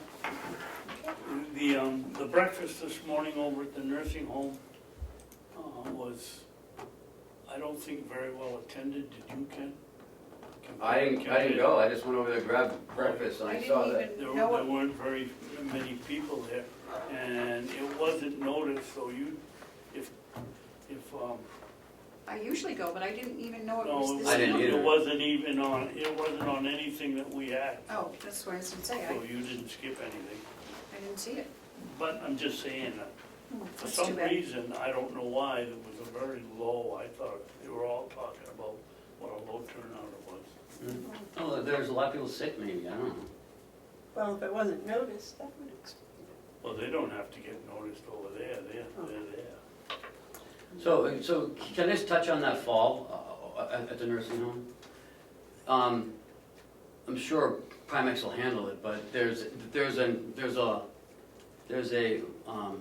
RSA out there somewhere that if you have a snow removal policy, public entities, that, and if someone slips and falls, that there's no fault on the public entity. It happened in Stratford, and we were able to provide a snow removal policy and a winter maintenance policy. You know, there's always a chance, you know, someone's gonna fall, and you know, we can't take responsibility for everyone. If it was our fault, absolutely, but from what I understand, that it wasn't our fault, and we have a snow removal policy, we followed it, we have documentation to that, so. But Ken, that policy, excuse me, Madam Chairman, Yes, okay, ask Ken a question? yes. Ken, how does that fit in if you can have all the policies if you want, but if it says you're gonna clear the snow and I say, well, it's cleared, and you say, no, it wasn't, how do you get around that when it comes to? When they salt, or sand, they write down a time of when they went out and salted and sanded. Right, and who's to say that it took all the ice or the snow? It doesn't have to take all the ice. It's the responsibility of the person walking as well. I mean, if So someone's I walking. agree with you, I'm just playing the devil's No, I'm advocate. I just don't see saying. the policy, I'm just I saying. don't see what a policy would, except that it says you will do it when it snows, yeah. But after that, it's just, it's. Well, I just want people to think that, you know, they subjective. can start slipping and falling out here and people, it's, you know. As long as we can prove due diligence. Exactly. Yes. I like that word today. Well, it's gonna favor one of yours. Okay, any more commissioner updates, David? No. Okay, Terry? May I? Yes. I had asked, I don't know, several weeks ago about being able to use some used equipment. It's in the old nursing home. And I did get a request from a couple. They're both housebound, and they were needing a wheelchair. And I talked to Bob, and there is one over there that's usable, but I need to get the permission from the commissioners because it's county property, even though it was donated and it's not being used. I'll make a motion, we give him a wheelchair. I'll second that. All those in favor? Aye. I won't Okay. vote because Well, there's two of us, so you're outvoted 2-1. thank you very much, so. Good. And it's not county property, it was donated Right, by a family, so. so, thank you. I don't think there's any need for you to recuse yourself, Terry. I mean, you don't have any connection, maybe we just. No, I don't asked. even know them, it just, you You know. were it just came- asked, I don't. Okay, Anything else? nope, that's all for me. Okay, I don't think I have anything. Madam Chairman, Yes, sir. I don't know how we do this, but I think in fairness to Terry, that we should make it a 3-0 vote because I'm sure she's in favor of giving him a Oh, yes. wheelchair. Okay. And it looks better than 2-0 and on top of the minutes, you see that Mrs. McCarthy was here and it's 2-0. Okay. Okay, all those in favor of giving the couple the wheelchair, say aye. Aye. Aye. Freedom. Fix all that, would you please? Thank you very much, Commissioners. I'm not sure if that was all politically correct, but I'm sure that it was morally right. Can I ask a question? Yes. I'll Did you wait. get- No, I thought it was about the wheelchair. No, well, sort of. A while back, you had talked about developing a surplus equipment The what? disposal policy, so just wanted to remind you. About a while all of back that you had equipment talked that's about that, over yeah. in the nursing home. So that there's a procedure when Yes, these things happen. So- it just came out today. So that's still in the works, probably. It is, but there's, what did Bob tell us about that? That they were saving it for scrap metal, I believe, Well, And parts. and parts and whatever. I know he saves old wheelchair parts because we can use them in some of our new wheelchairs.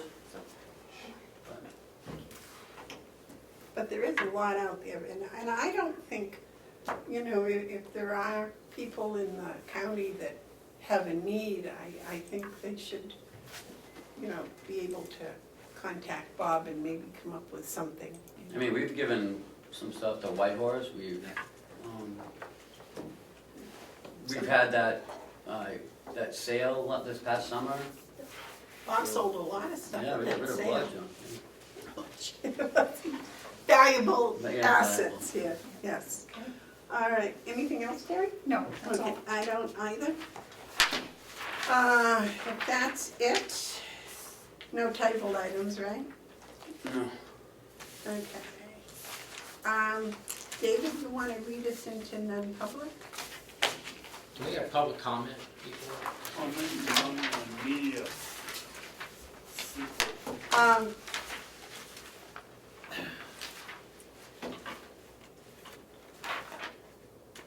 Okay, but we won't have a second one. That's fine. Is that all right? Okay, is there any media questions? Okay, any public input? I heard you mention about State your name and the town you're from, please. at Comeau, Brookfield. I Thank heard you. before you were talking about sending each other emails. I just wanted to remind you not to deliberate over email. You can send each other information, but you should not be going back and forth and talking or conversing, typing back and forth and discussing things over email. Just wanted to say that. Number two, in Brookfield last night's selectmen's meeting, they were discussing the perambulation. And I'm speaking to Commissioner Babson since he's been here for at least 40 some odd years, so, in this room. So do you recall at any time in the past the commissioners having the responsibility to perambulate the county border? Yes. When was it No. done last? You asked me if I recall. Oh. The answer is yes. You didn't ask me if it was done. My recollection is it was not done. And Because I that didn't was mentioned think, last I don't even think, I've only heard it from the town's Ed, so maybe, no, I know it hasn't been done here. Because Brookfield is trying to coordinate with other towns that either have or have not completed. I believe there's a section of Wakefield that was completed, but then there was a part that was not completed that was next to Brookfield somewhere. So, just wanted to mention that, put that out there so you can think about what the responsibilities are. I would like to answer that question, if I might. I preambulated, so that's been within 3 years. Was The it you, piece, Sorensen, that did it? no, Wendy and I did the piece across the road on 28. And we were going to do the piece up back when she was going to do it for the cut. And my knee went out, and so that did not. So the rest of it has not been preambulated, but it does need to be. And Wendy has one line that the forester, had one line that she was going to go see about flagging because she wasn't certain exactly where the line ran. Over here across the road, when we preambulated that was all flagged. And yes, so that much has been done. The rest of it, Dave Sorensen, when he left, said it was time that it needed to be done. So that was the beginning. And if my knee gets better, so I can walk those distances. I'd like to do it in the spring, but. You better start in April. Okay, thank you, that was it. Thank you. And I do believe that Brookfield preambulated, within my memory, the piece with Middleton that zigzags back and forth. So I can't tell you. You're me, how are you gonna walk? Well, it's gonna be all better by April. Okay. Okay. Right. Any other public input? Okay, David, would you read us into non-public, please? I do, I make a motion. We go into non-public meeting on the RSA 91-A:3, Roman 2, parentheses B. And RSA 91-A:3, Roman 2, parentheses C. And I also, we have a non-meeting, and I don't know, is that You don't. still on that? Yeah, but you don't announce that. Okay. All right. Do we have a second? Second. Roll call, please. Commissioner Babson? Yes. Commissioner Bieber?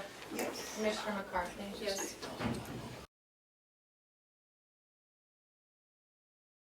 We should be paying $1,000 for no students. Okay, well, wait a minute until we're back in public. Are you ready? Okay. We're back in public. I make a motion that we seal session 2 of the non-public. I second. All those in favor say aye. Aye. All right, David, what do you have for us now? I have the contract agreement between Conway and Hales location. And somewhere in here it talks about $1,000 whether we have students there or not. And I want to make sure that it isn't $1,000 on each one of these contracts. I'm paying $1,000 for any of them. I don't think it's fair, but This one's dated July 2016. yes. Where is this one? I mean, I can't sign a contract today for I know. 3 years ago. I think this is those, we just copied those, so where was that, on the front? Yeah, right here. Introduction. This one Oh, should be, these contracts are different. this one is from 2016 to 2019. This one's already expired. I understand that, but I bet they sent me 2 contracts for the same thing and they're different. They sent you 2 contracts, the same thing, but they're different. Yep. He said, I'll send them down again, and they're not the same. When did he send those? Recently? Yeah, last week. Well, this one's for K through 8, Yeah. and this one's for 7, 8.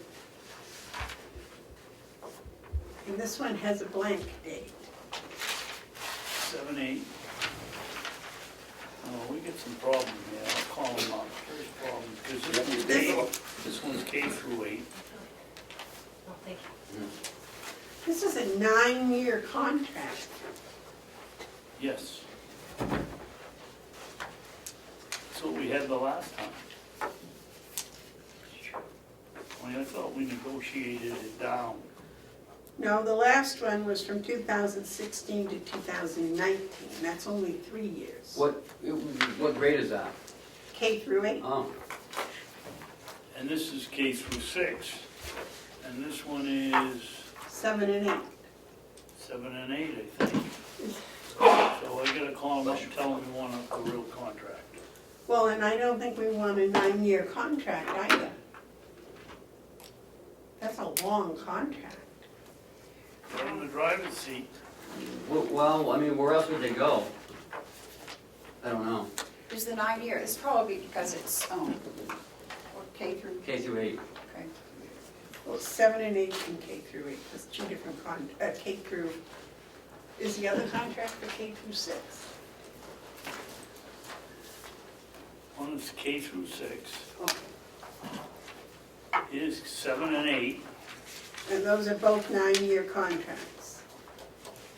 Let me see. That was old. That was 9 school years, yep. And that is on 7 and 8.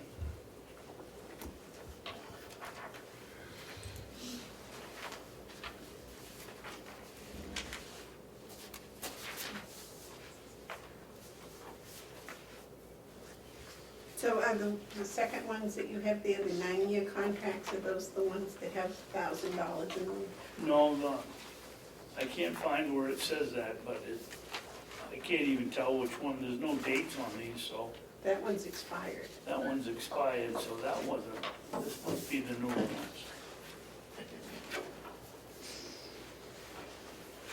And Hansel and I got in a squawk here last year, because he thought it was very fair that they were paying $1,000 to keep seats open as the population goes down in the area. No, all right. And they're closing schools, right? We'd like to close schools, yeah. Yeah, but we have to pay $1,000 to keep those seats open. Why do we have to if we don't agree to it? We gotta send the kids by law to school somewhere. They're in the driver's seat, we have to do what they. Using the latest tuition fee for Albany and Eaton, each town's local tuition fee will be divided by the town's ADM-R. This will determine the cost per student for each town. The tuition of the town with the highest cost per student shall be used as the tuition charge for the students of Hale's location. That is in the contract when they put together SAU 9. They just had their meeting in Eaton Monday night. I don't know if that's changed or not. And there's some talk about going to a cooperative up there, and I don't know whether this kind of thing has anything to do with it or not. They don't have any representation. Tamworth been in it from the ground floor. They don't have any, they have a representative that goes to the meetings, but they can't vote.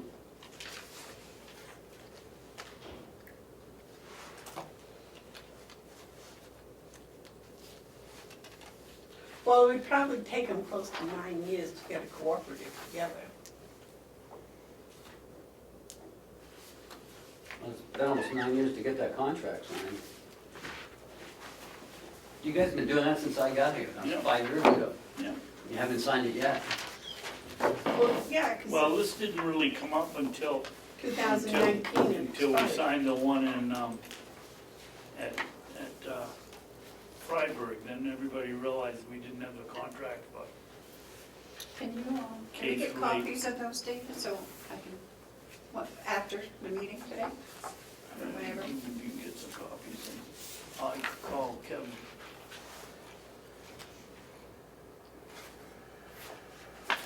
This K through 8 is already expired, David. You know, you said that several times Oh, already. all right, just keep passing it on.